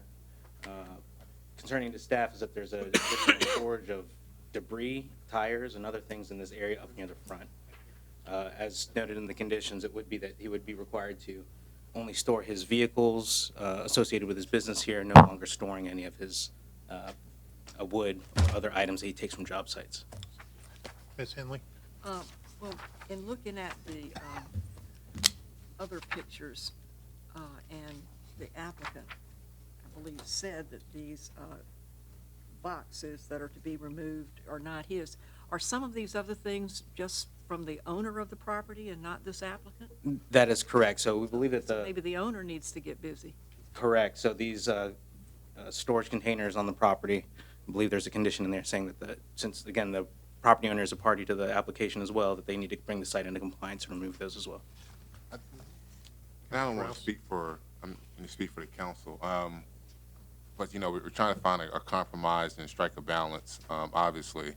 But, looking at this property now, there's a lot of work that needs to be done in order to bring that into compliance. And I know, I'm willing to extend or make the conditional use permit, approve it contingent upon the total cleanup of all this debris and mess, 30 days, or we can defer it, or however, but I want to provide you the opportunity, the property owner and yourself, to remedy the situation, and I'm open to hear from council on that. Mr. Moss? My question is, don't run away. My question is, looks like this isn't, whether we had an application in front of us or not, this property is not in compliance with the zoning. Am I incorrect in drawing that conclusion? That is correct. It is not in compliance. So we should be citing the property owner independent of this application, and he would have how many days to rectify this? It is 30 days. However, the applicant is applying for the conditional use permit to allow for the bulk storage area, which stays the violation notice. Right. But what I'm asking, I'm trying to get to where Councilman Rouse is, keeping people in business. But this thing has a problem independent of the business owner who's here. Right. And so what you're kind of telling me is that we have to get to where we want to be able to site to get the property cleaned up, we have to basically deny the application so that doesn't stay. I mean, I'm trying to figure out how do we get, this guy continues to, how do we get the best of both worlds and do that procedurally correct? Mr. Wood, if I may, either direction as you go, he would have to have his site be brought into compliance, either with the plan, Bill, can you put it forward to the plan, or if it is denied, to clean the site completely. So there is enforcement capability on both sides of whatever the direction council provides on approval or disapproval. And I need to get clarification from the city attorney. I cannot make a motion on this while I have the gavel, even though it's my district. That is correct. You would need to, Can I entertain a motion? you can entertain a motion, or you can Okay. turn the gavel over to I someone would- else and make a motion. I would entertain a motion that would defer this for a finite period of time, and that the applicant would come back, and if it was cleared out, then we could have another discussion. If not, then we might know where it would go, if somebody wants to make such a motion. I'll move that for the purpose of discussion, if I could, Mr. Vice Mayor. And then with the second, I'd like I to think follow the up. applicant line of- would like to respond. We'll give him Oh, a no, Okay. a line of question, if I could, continue a line of question, I don't have a second yet, is, thank you, Mr. Jones. If we do the deferral, are you now in a position then to get with the owner and direct some kind of, I don't say, that's the word I'm using, but friendly persuasion with, because it's more than just the applicant, it's the owner, to get this, because I don't want to be coming back here in 30 days and we're looking at a picture that's just modestly better and it doesn't meet what we want. I want to know what's our plan of our action with that to make that a meaningful motion. Refer to the city attorney as well, scholarly as he is. Well, I think that certainly a deferral, you would hope, would motivate the applicant to get this into a position where some level of bulk storage in compliance with the conditions could be improved. But I think what Mr. Tahan has told you is enforcement action is stayed until the application is decided. So it's just, we can't guarantee you that we come back here in 30 days and you don't have a situation where you're still forced to deny the application, and then, and only then do you begin the process of enforcement, which is still a lengthy process even after that. Let me do this. Mr. McMackin, can you come back up? So you've heard what people are talking about. So essentially, Mr. Moss's motion would be a deferral for a finite period until a meeting in the end of February. We'll figure out what day that is. And at that time, when you come back, would you have that area completely cleaned out? No, but my understanding, it was just the logs. No, no. Because I've had two previously city employees show up on site and said they had no problem with it, just knock bring the miles down, and then I had the fire. This is where the decision's made, so. Yeah. So what we're saying, and I don't want to put words in Mr. Moss's No, you're doing mouth, a very good job, Mr. Vice Mayor. But basically what we're saying, or what the council would be collectively saying, is that, we defer this for 30 days, and then in 30 days, you would come back, and we'd look at new pictures, and make sure that everything is cleared out of there, and then we'd address it then. What's everything? I have wood slabs that I wanted to build a table with. I mean, do I have to get that stuff out of there too? Anything that violates the ordinance, yeah. His equipment could stay. Yeah, the equipment can stay, but the bulk storage is what, and the staff could work with you on that. And how much time are you giving me? Got to have screening and. The second meeting in February, whatever date that is. What date is that? That'll be the 18th. So February 18th. I'm gonna be quite honest. I've exaggerated all my time, or exhausted all my time and pretty much money getting rid of.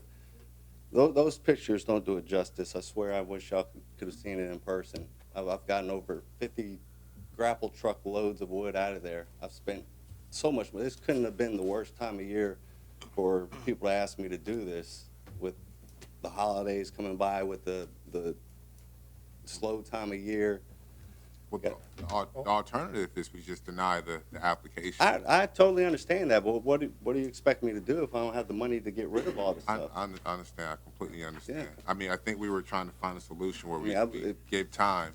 I know, but I'm just being honest. I don't We think, appreciate that. the 2nd February is gonna be enough time for me to clear it all Ms. out. Wooten, you had a comment? So how much more time would you need? Is it realistically? You know what? for- They asked me that same question the last time I was here, and I told them mid-January I would have everything out of there. And you weren't able to do it then? I wasn't able to do it. I've had breakdowns, all 3 trucks break down. I just dealt with a breakdown today with one of my dump trucks. My grapple truck is out of service right now until I can get it fixed. My bucket truck, I just got that fixed. Now it needs an inspection, but in order for me to get inspection, I need to get tires. I got 2 trailers with flat tires on it. I mean, it's starting to add up. I mean, I got a whole lot more to deal with other than this wood.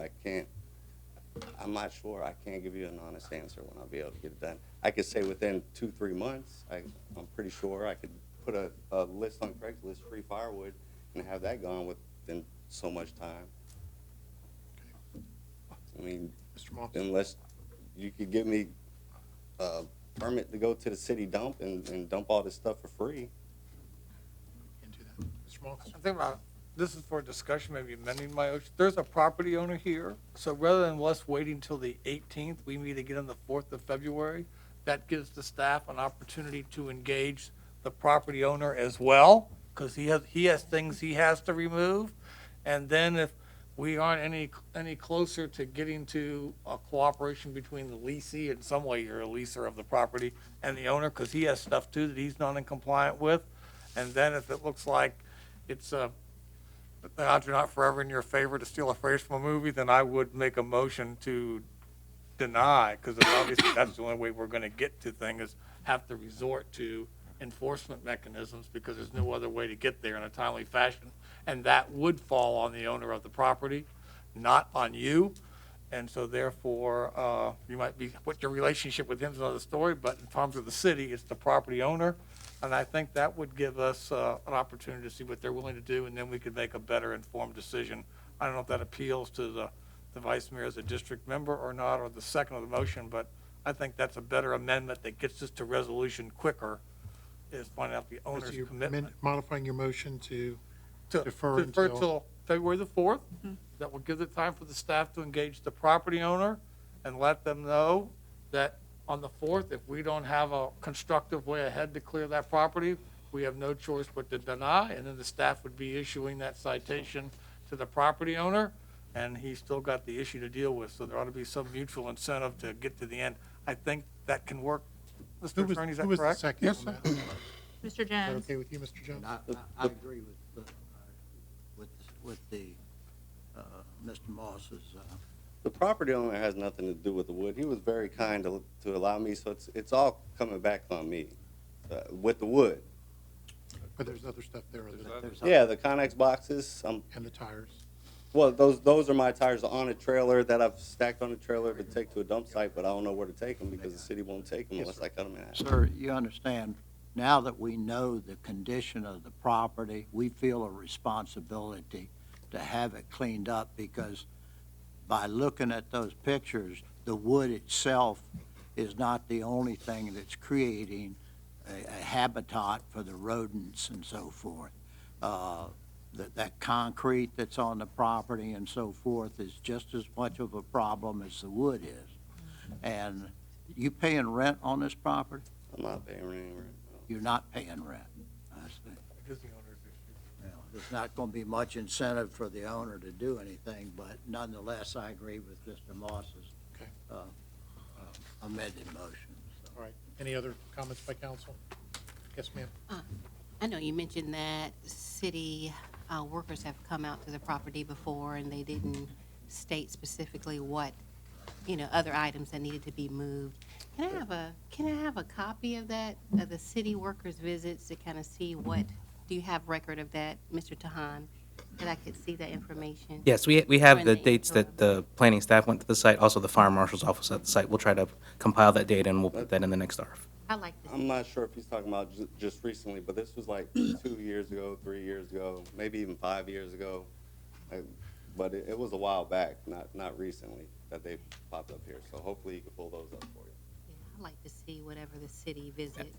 I will be honest with you, Councilmember Wooten, that we are not aware of any previous staff visits prior to our knowledge of this violation. So we will see if we can go through some of the other departments' records and find out. Well, had there been staff visits, there likely would have been a notice of violation. Yes, And there are no previous notices of violation.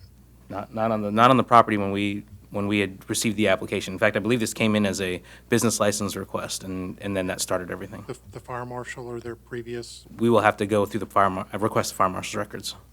okay. So do you understand the motion, sir? Yeah, Okay. I'll say I will. All right. I do. Any other comments? Okay, vote's open.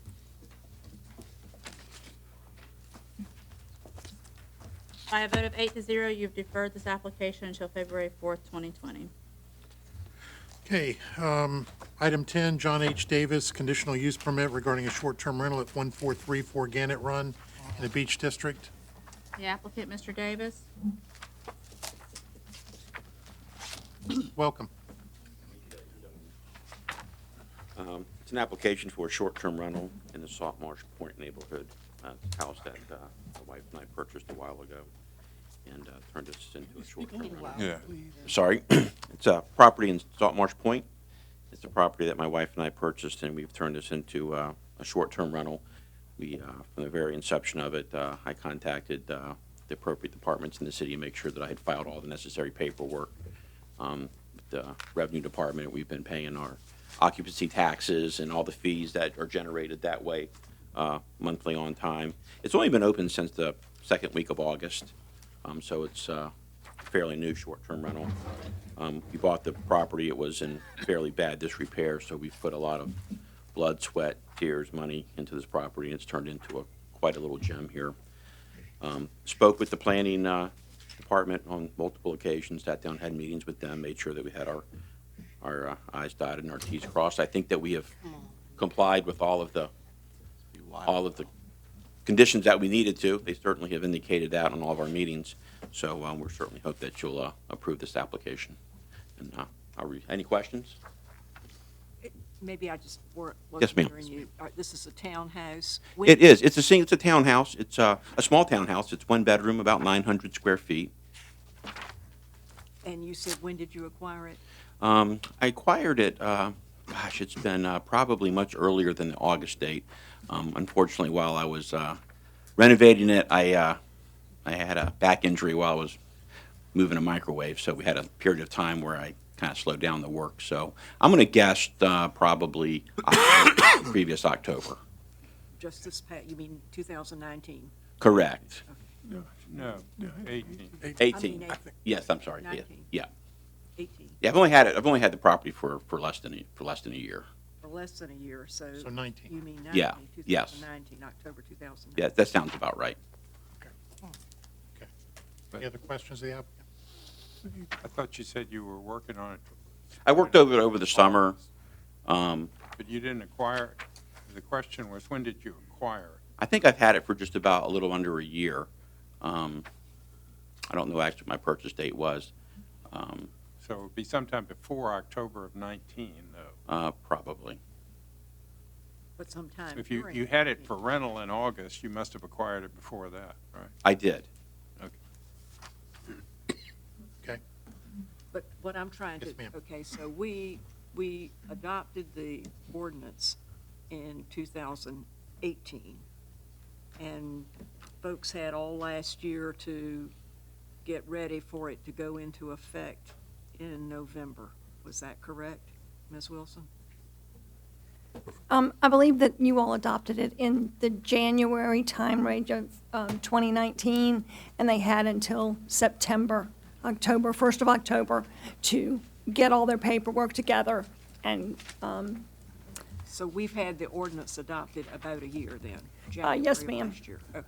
Mhm. Okay. Okay. Anybody else? Okay, thank you, sir. Certainly. We have other speakers? Yes, the next only other speaker is Barbara Messner. No, we have to consider them separately. Planning.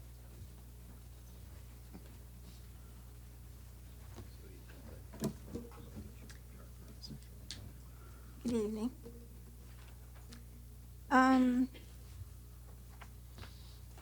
I've watched since, I believe it was July 2016, when the Sandbridge residents brought up the problems with short-term rentals. It was event houses that were their biggest problems, and they spent years, even going all the way up to Richmond, and then the city decided to wait and add Airbnb and short-term rentals. And our whole city is, turning into just, the neighborhoods, the residential neighborhoods are being used for,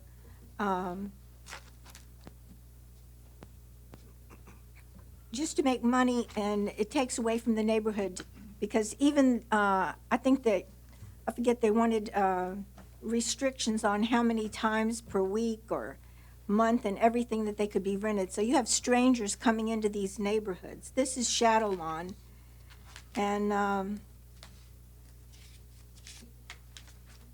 yeah, there's been a lot of problems with this, and I strongly oppose all the money that we're spending.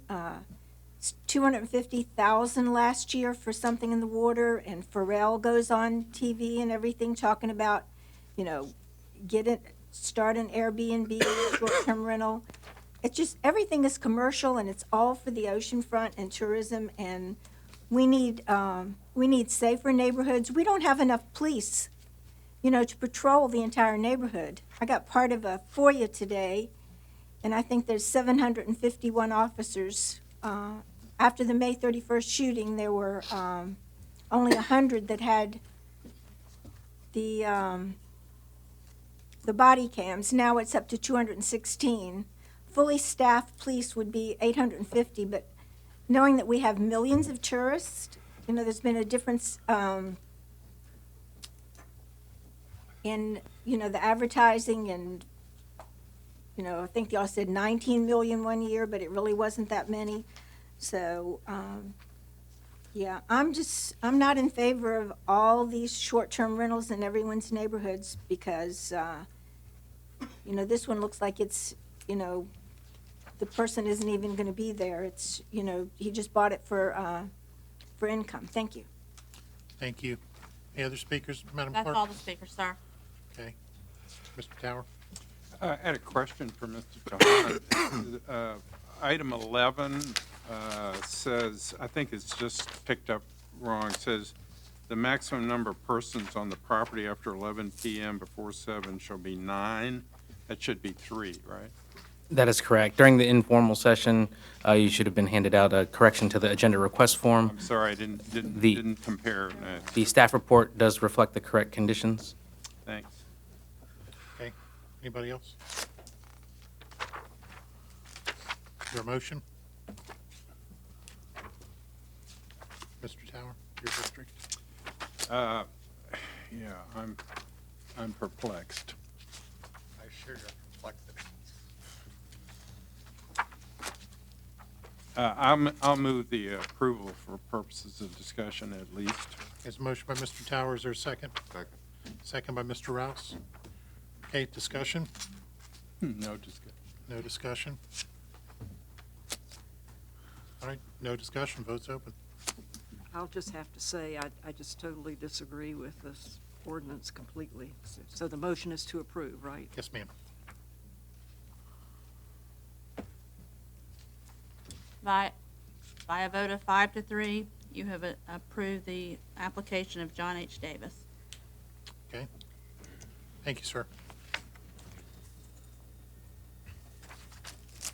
All right, the next one is Joshua Lippold for a conditional use permit regarding a short-term rental, 250 Mediterranean Avenue. Is Mr. Lippold here? He did not check in with me. Mr. Joshua Lippold. Okay, Mr. Tower, do we have a speaker? Yes, we do. Ms. Mester, did you want to speak on this one? Ms. Messner. I think we should just put it till February. Pardon me? I think we should defer it till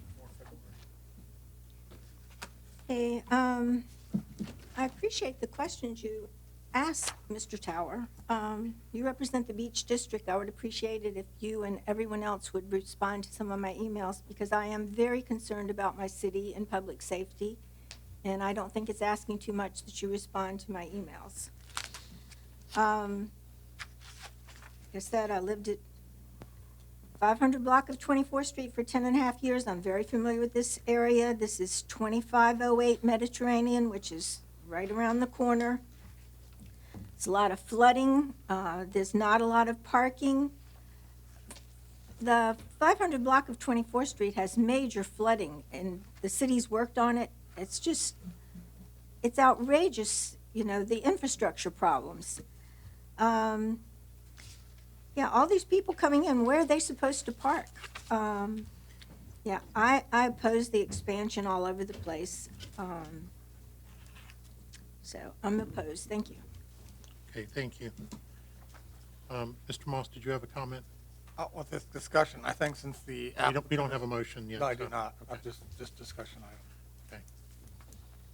Did you have a recommendation? I would recommend we defer to February 4th since the applicant is not here. I don't think we should vote without hearing. I agree with The applicant. So is that going to be your motion? Yeah, I will. Motion by Mr. Tower, seconded by Mr. Moss. Any discussion on that? Okay, vote's open. By a vote of 8 to 0, you've deferred the application of Joshua Lippold to February 4th, 2020. Okay, thank you. Scott and Heather Kohler, conditional use permit regarding short-term rental, 2513 Beaufort Avenue in the Bayside District. First speaker, the applicant Heather Kohler.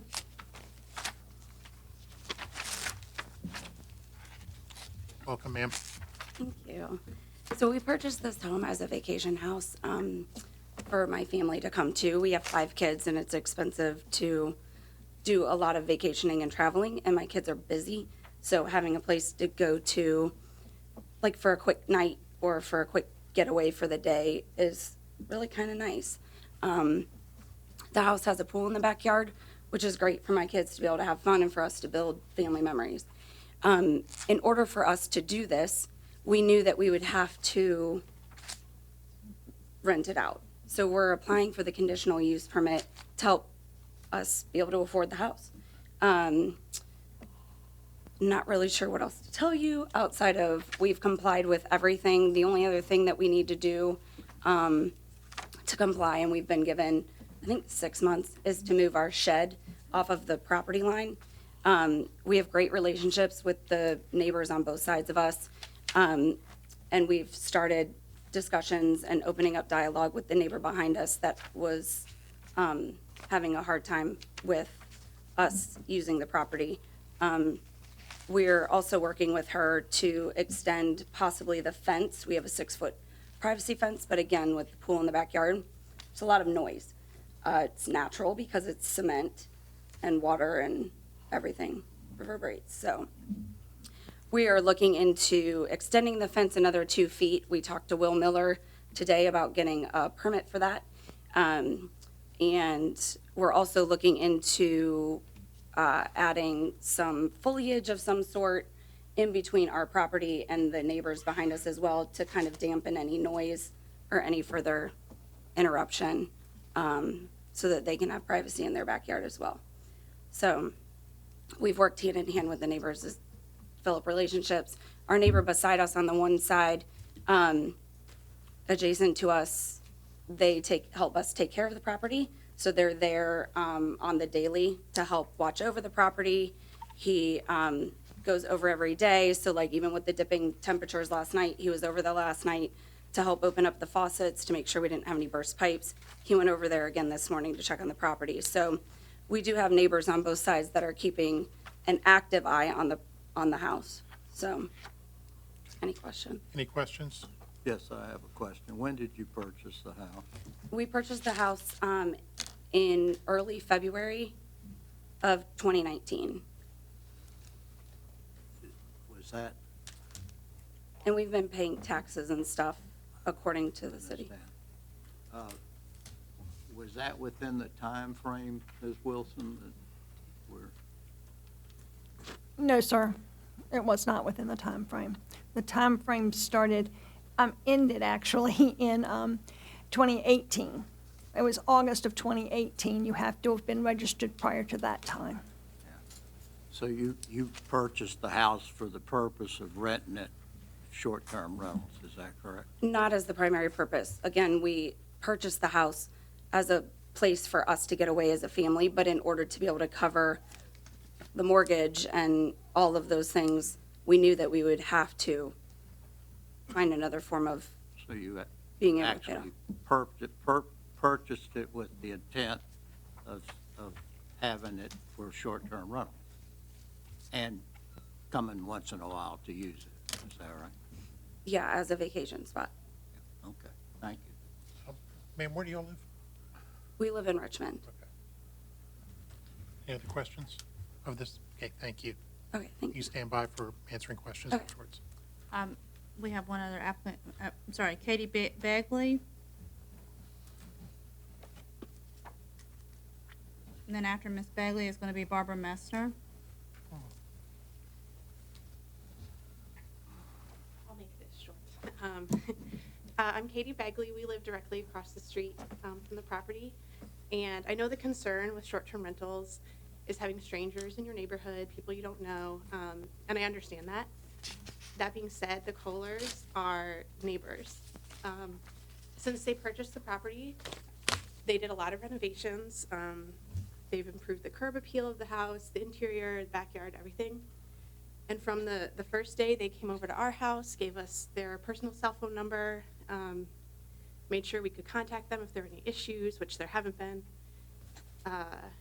Since we had a brand new baby, they would call, text, check up on us. So I think if there's a case where a short-term rental is a good idea, this is it.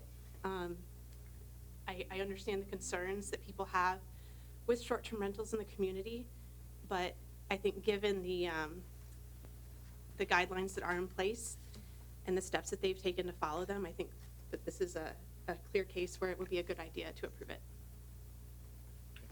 Any questions of the speaker? Thank you, ma'am. Thank you.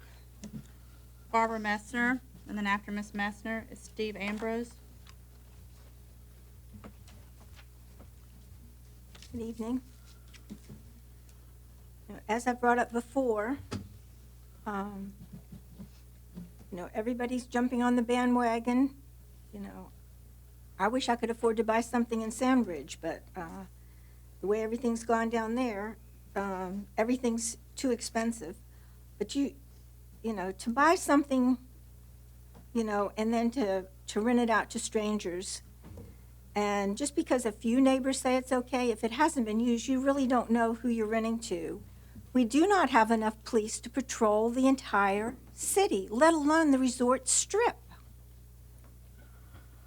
I mean, I can't imagine how many police are going to be there for 10 days for something in the water. I'm sorry, I disagree with using our beaches, for everything you're using it for and our funds. But if the police are all down there, and there's only 751 right now, how are they going to go to these neighborhoods? And we're still fighting the issue of Second Amendment.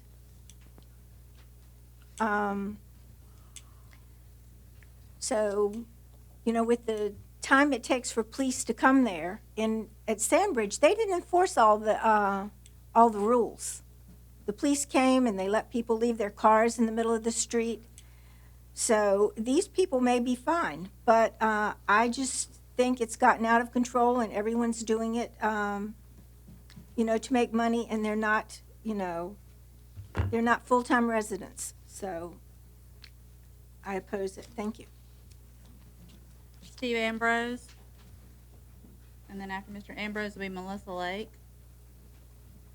I have some information that I'd like to share. Thank you. Take it and I'll pass it around. Thank you. Thank you. Good evening.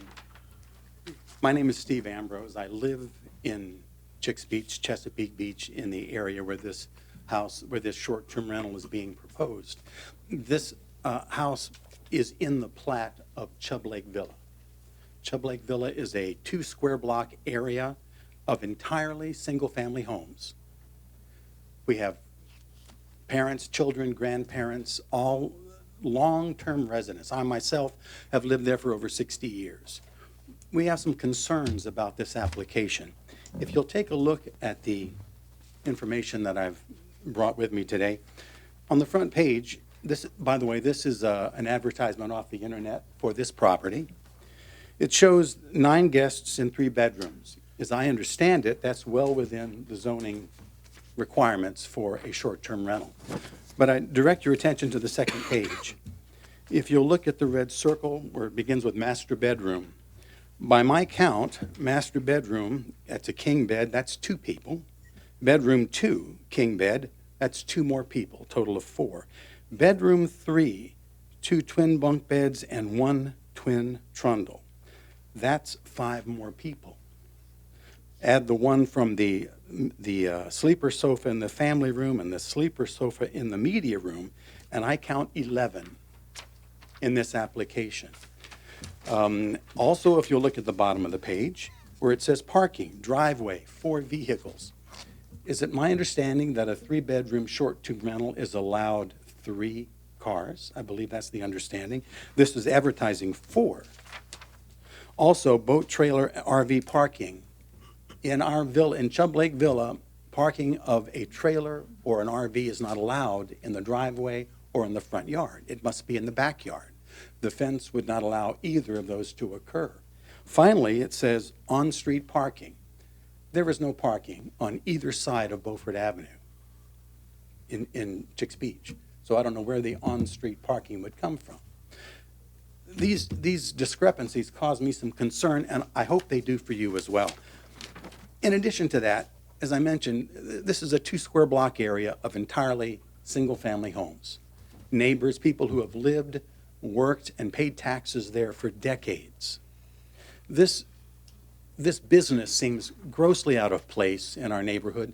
I hope you'll see it that way. I hope you will put the interests of the residents, of the long-term taxpayers first, and please reject this application. Thank you. Thank you. Melissa Lake.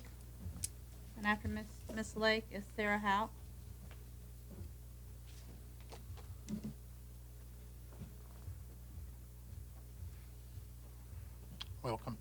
Thank you.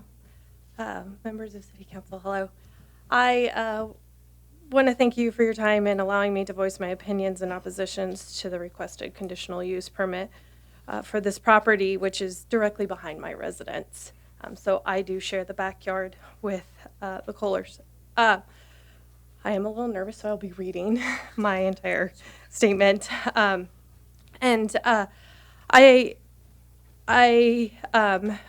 assume that you've read the transcript where I noted my concerns during the Planning Commission meeting. Since the Planning Commission, as Ms. Kohler stated, we've met with her and we've been able to understand each other and begin forming a relationship. I am not against her and her family by any means. In fact, when the owners first purchased the property in February, I was excitedly watching the renovations that were occurring. And I was excited to have, hopefully, an actual long-term neighbor, because prior to that, it was long-term rentals, all of which we always had a good relationship with and were able to create a relationship with so that when they did want to have a party on occasion, they would let us know, and so that we could plan accordingly, because I do have a 3-year-old, and she plays in the backyard. So I was excited, and I was hoping that when I would go over and visit her in June after the renovations had all been done, and I knocked on the door, I was hoping to get to meet them. But instead, a polite woman had informed me that she was actually renting it as a vacation for that week with her family. That happened another time, unfortunately.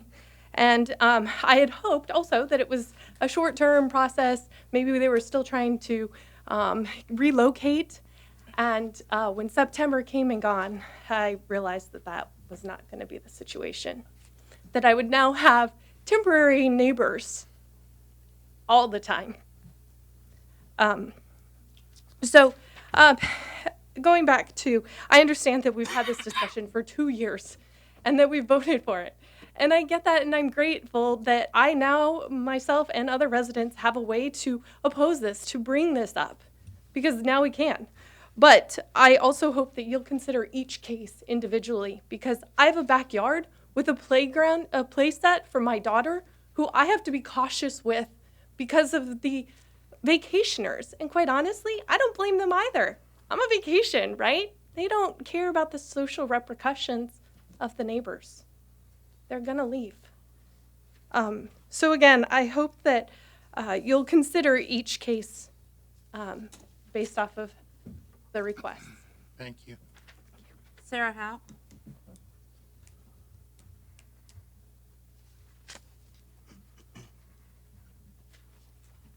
Good evening, everyone. A lot of you people that have been on council for a while, you've seen me many times up here, longtime resident of Chesapeake Beach. And when the short-term rental process began, we, right from the beginning, said we do not want short-term rentals in Chesapeake Beach. We've said it over and over again. It just doesn't fit. We're not Sandbridge. We do not want to be Sandbridge. I experienced this for 2 years. I had people in my yard. I had drunks. I had one night, it was like 60-some people. The next night, 75 people. It's not the place for short-term rentals. We went to the neighborhood. We have 135 signatures against this house, and hopefully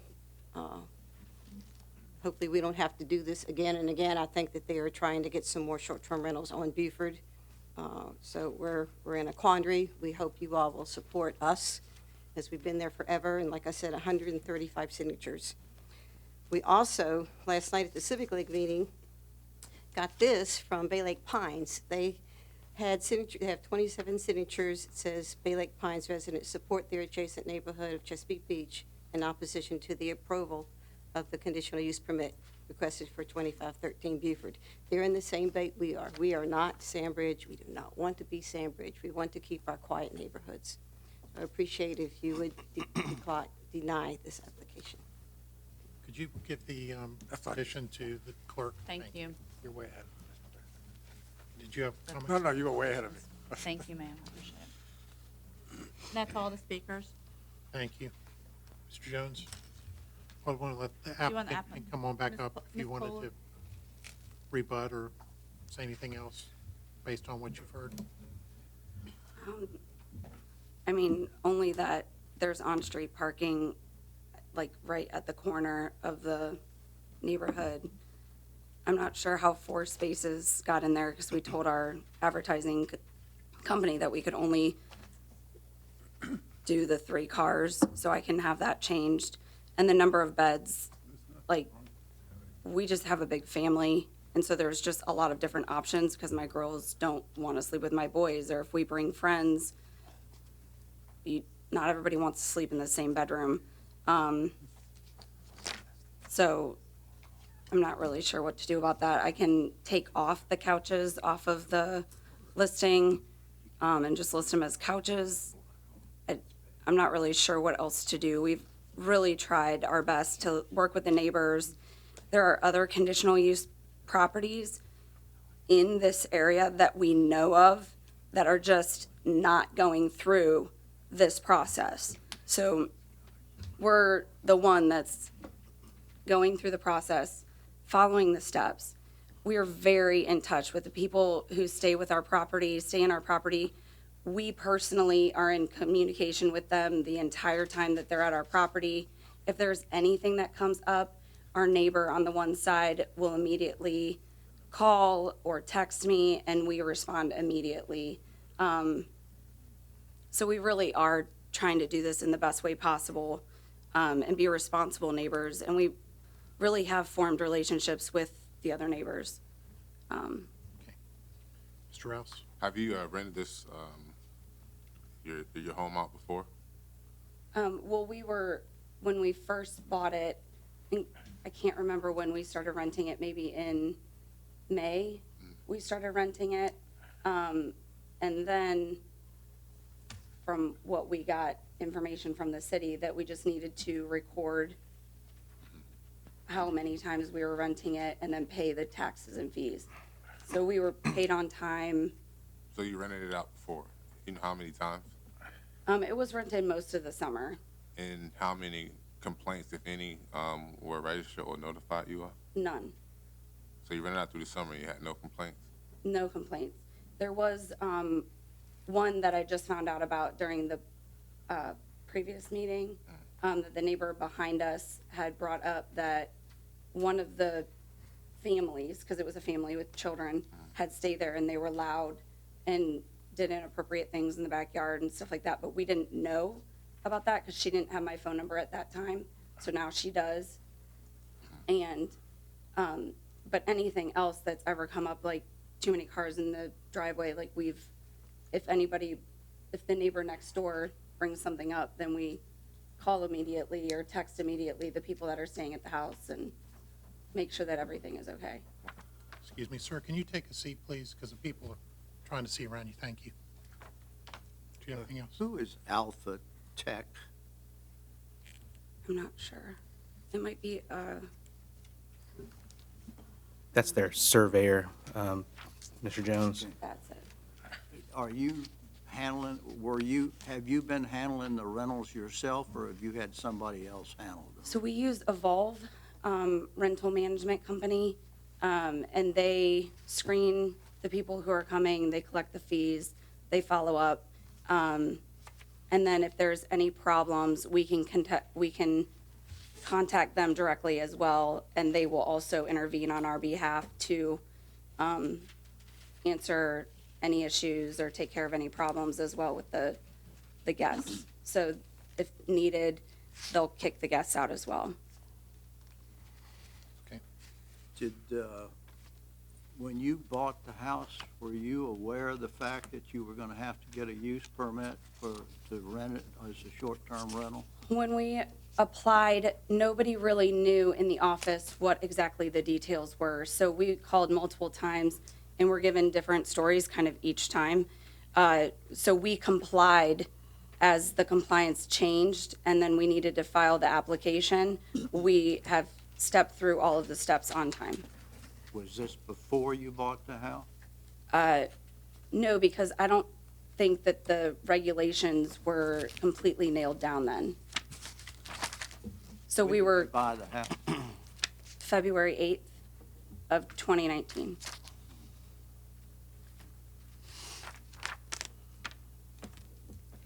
Thank you. Okay. Okay. Any other questions of the applicant? Okay. Thank you, ma'am. All right, thank you. Ms. Jones?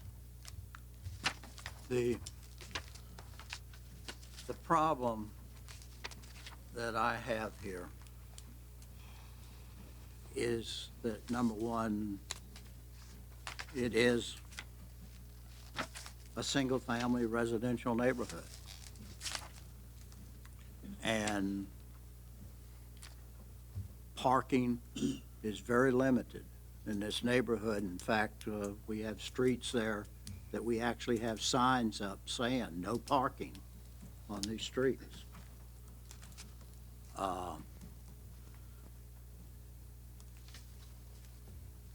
The property does have a big driveway, but it won't handle a large crowd. That driveway will not handle a large crowd. I was reading one of the provisions that's in the code, in the short-term rental code and it says, no events with more than 50 people present shall be held absent a special event permit. Events with more than 50 people are limited to no more than 3 events in a calendar year. No more than 100 people shall be present at any event held on the property. If one of those events takes place in this neighborhood with the parking situation and as this residential community exists today, there's going to be cars all over the place parked illegally, and it's going to tie up and block the street and streets around it in order for that type of an event to occur. What bothers me about this is that, number one, it is a residential neighborhood. It's a long ways from the beach, quite frankly, in my view. It's not like it's sitting right on the Chesapeake Bay or on the other side of the street from the Chesapeake Bay. It's back into a neighborhood. And I just don't think we ought to be starting to encourage people to buy houses with the intent of using it for short-term rentals in strictly residential neighborhoods. And so for that reason, I'm going to move to deny. I'll second. So a motion by Mr. Jones and a seconded by Mr. Moss. Is there any other discussion? The motion is to deny. Correct. You want to look at your, Just my thing went the wrong way, my finger. No other discussion? Okay, the vote's open.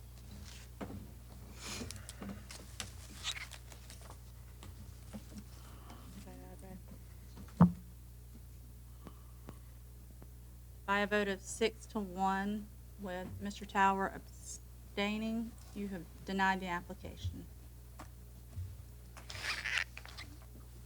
Do you need to state the purpose of your abstention? I'm abstaining simply because of the prior approval that I voted in favor of. I don't think it's fair. It's no more, the description that Mr. Jones made of this house and how it sits and being in a neighborhood is no different than the one. I'm very troubled by the ordinance and how we are to deal with it in neighborhoods other than Sandbridge. And, I think we have to deal with it. I'm just trying to express I don't think it's fair for me to vote no on one and yes on another when they're essentially the same. Okay. I voted no, because I'm really concerned about, we approve an ordinance of short-term rentals, but yet it seems as though we are being counterproductive if we're doing it one by one and what's approved and what's not approved. For me, it comes down to, are we really letting the ordinance which we approve work itself out? And while I understand the concerns of neighborhoods and having short-term rentals within neighborhoods, I also like us to keep in mind that we have someone who's going through the proper steps in order to get this CUP.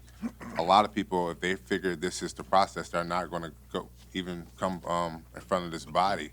And so now I'm concerned that now we are almost creating an atmosphere where people are going to do this anyway and just say, don't go get your CUP, just do it anyway. So I'm just concerned about this process in which now we are undermining the ordinance that we put through. On the second thing I would say is that, this is a sign of the times that we are living in. Short-term rentals, Airbnb. I mean, who would have ever thought 20-some years ago? I mean, no, Sandbridge has done it forever, but now that this is a business where people can make income off of, I think something we have to deal with and keep an open mindset and understanding this. And at the same time, I mean, we have our year-round residents are most important to us as well, but you also have a young lady who's paying taxes on a home. So I think we have to find a balance in understanding the ordinance that we put forth and also the way we are going through each and every last one of these approval, disapproval. I just think we should try to find some consistency, in which right now I just don't see. Okay, thank you. All right, the next application, 13, Armando and Patricia Ellis, conditional use permit regarding a short-term rental at 901 Park Landing Court in the Centerville District. Is the applicant here? The applicant did not register to speak. Armando or Patricia Ellis here? There's not. Okay. Ms. Messner signed up to speak. Did you want to speak on this one, Ms. Messner? Did you want to defer?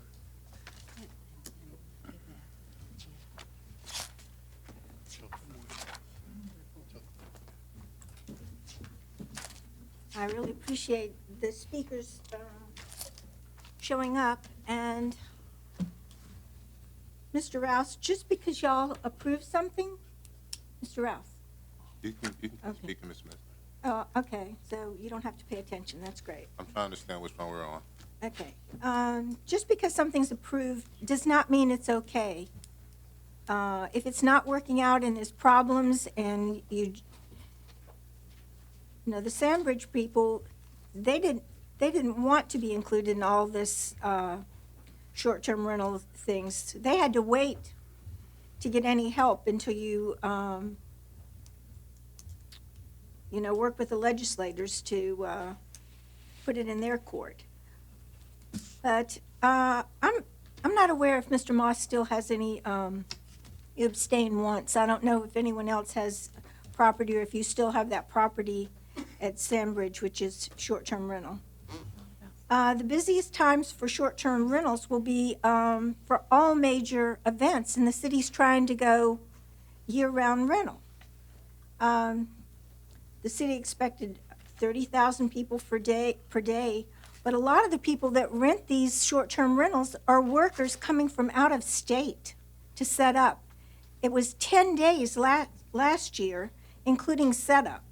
So, this year, plus, I'm glad you opposed the one in, at Chicks Beach.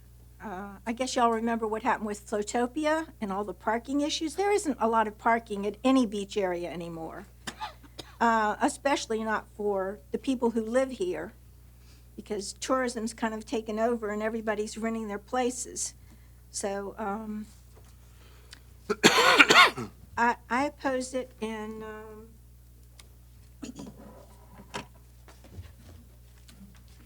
I would like to know if anybody's abstained on anything.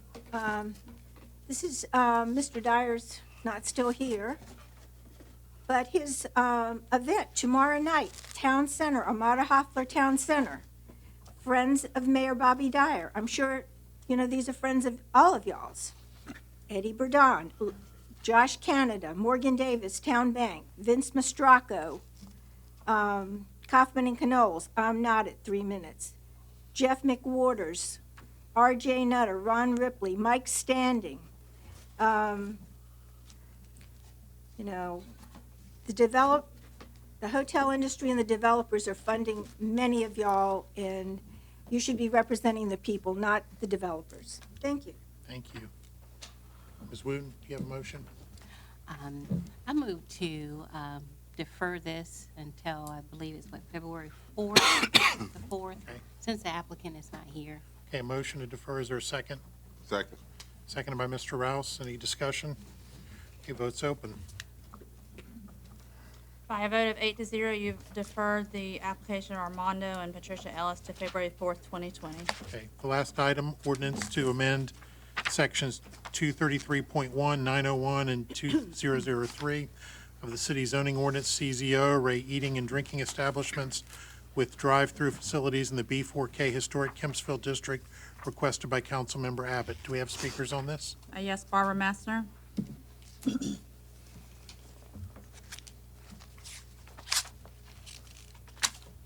Thank you for all your help, Amanda, and your staff.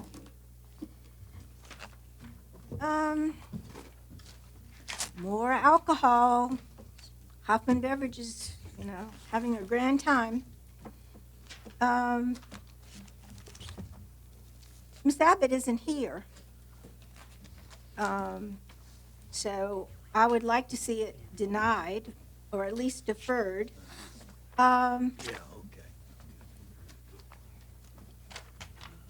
She wouldn't, nothing's on the agenda if y'all don't approve it. People get credit for putting things on the agenda, but it's all done, in your workshops and closed-door meetings. She wants 4 city zoning codes changed to allow restaurants with drive-through windows to have alcohol sales. Buy and take out or serve and consume on the property, I don't know. Like I said, alcohol is everywhere. We have problems with DUIs. There should be a limit. If anybody cares about crime and, all the car crashes and everything, a lot of them are alcohol. Yes, they're distracted drivers, but Ms. Abbott's been promoting the brewery and open-air market since she ran. Ex-Mayor Sessoms appointed her to the taxpayer-subsidized Vibe District, which has moved alcohol into the neighborhoods, all the way back nearly to Bird Neck Road. Everything's Vibe District. It is tacky, and there's nothing family-oriented about the beach. I oppose this, and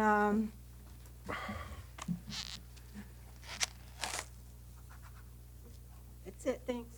Thank you. Call the speaker, sir. Thank you. Is there a motion on this? Motion to approve. Motion by Mr. Berlucci. Is there a second? Second. Seconded by Mr. Moss. Any discussion?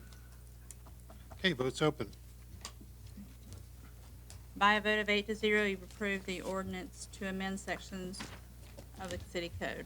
Okay, Mr. Jones, if you can help us with the appointments. Mr. Vice Mayor, I'd like to nominate to the Bayfront Advisory Committee, Mr. William Hurst. To the Bikeways and Trails Committee, Brian Hickman. To the Human Rights Commission, Mark Stevens. To the In-House Pharmacy Exploratory Committee, John Moss and Rosemary Wilson. To the Open Space Advisory Committee, Jill Ewell. To the Military Economic Advisory Committee, Elizabeth Dietzman and Louis Shager. To the Personnel Board, Sean Brown, Daniel DeRoches, and Ed Jones. To the Stormwater Appeals Board, Don Perrone. to the Virginia Beach Community Development Corporation, Andy Friedman, to the Transition Area ITA Citizens Advisory Committee, Steve Barnes, Joseph Edwards, and Robert White. Are there any other nominations? If not, the vote's open. By a vote of 8-0, you have appointed those as read by Mr. Jones. Thank you. Any unfinished business of the council? Any new business? We're adjourned. I almost talked about it.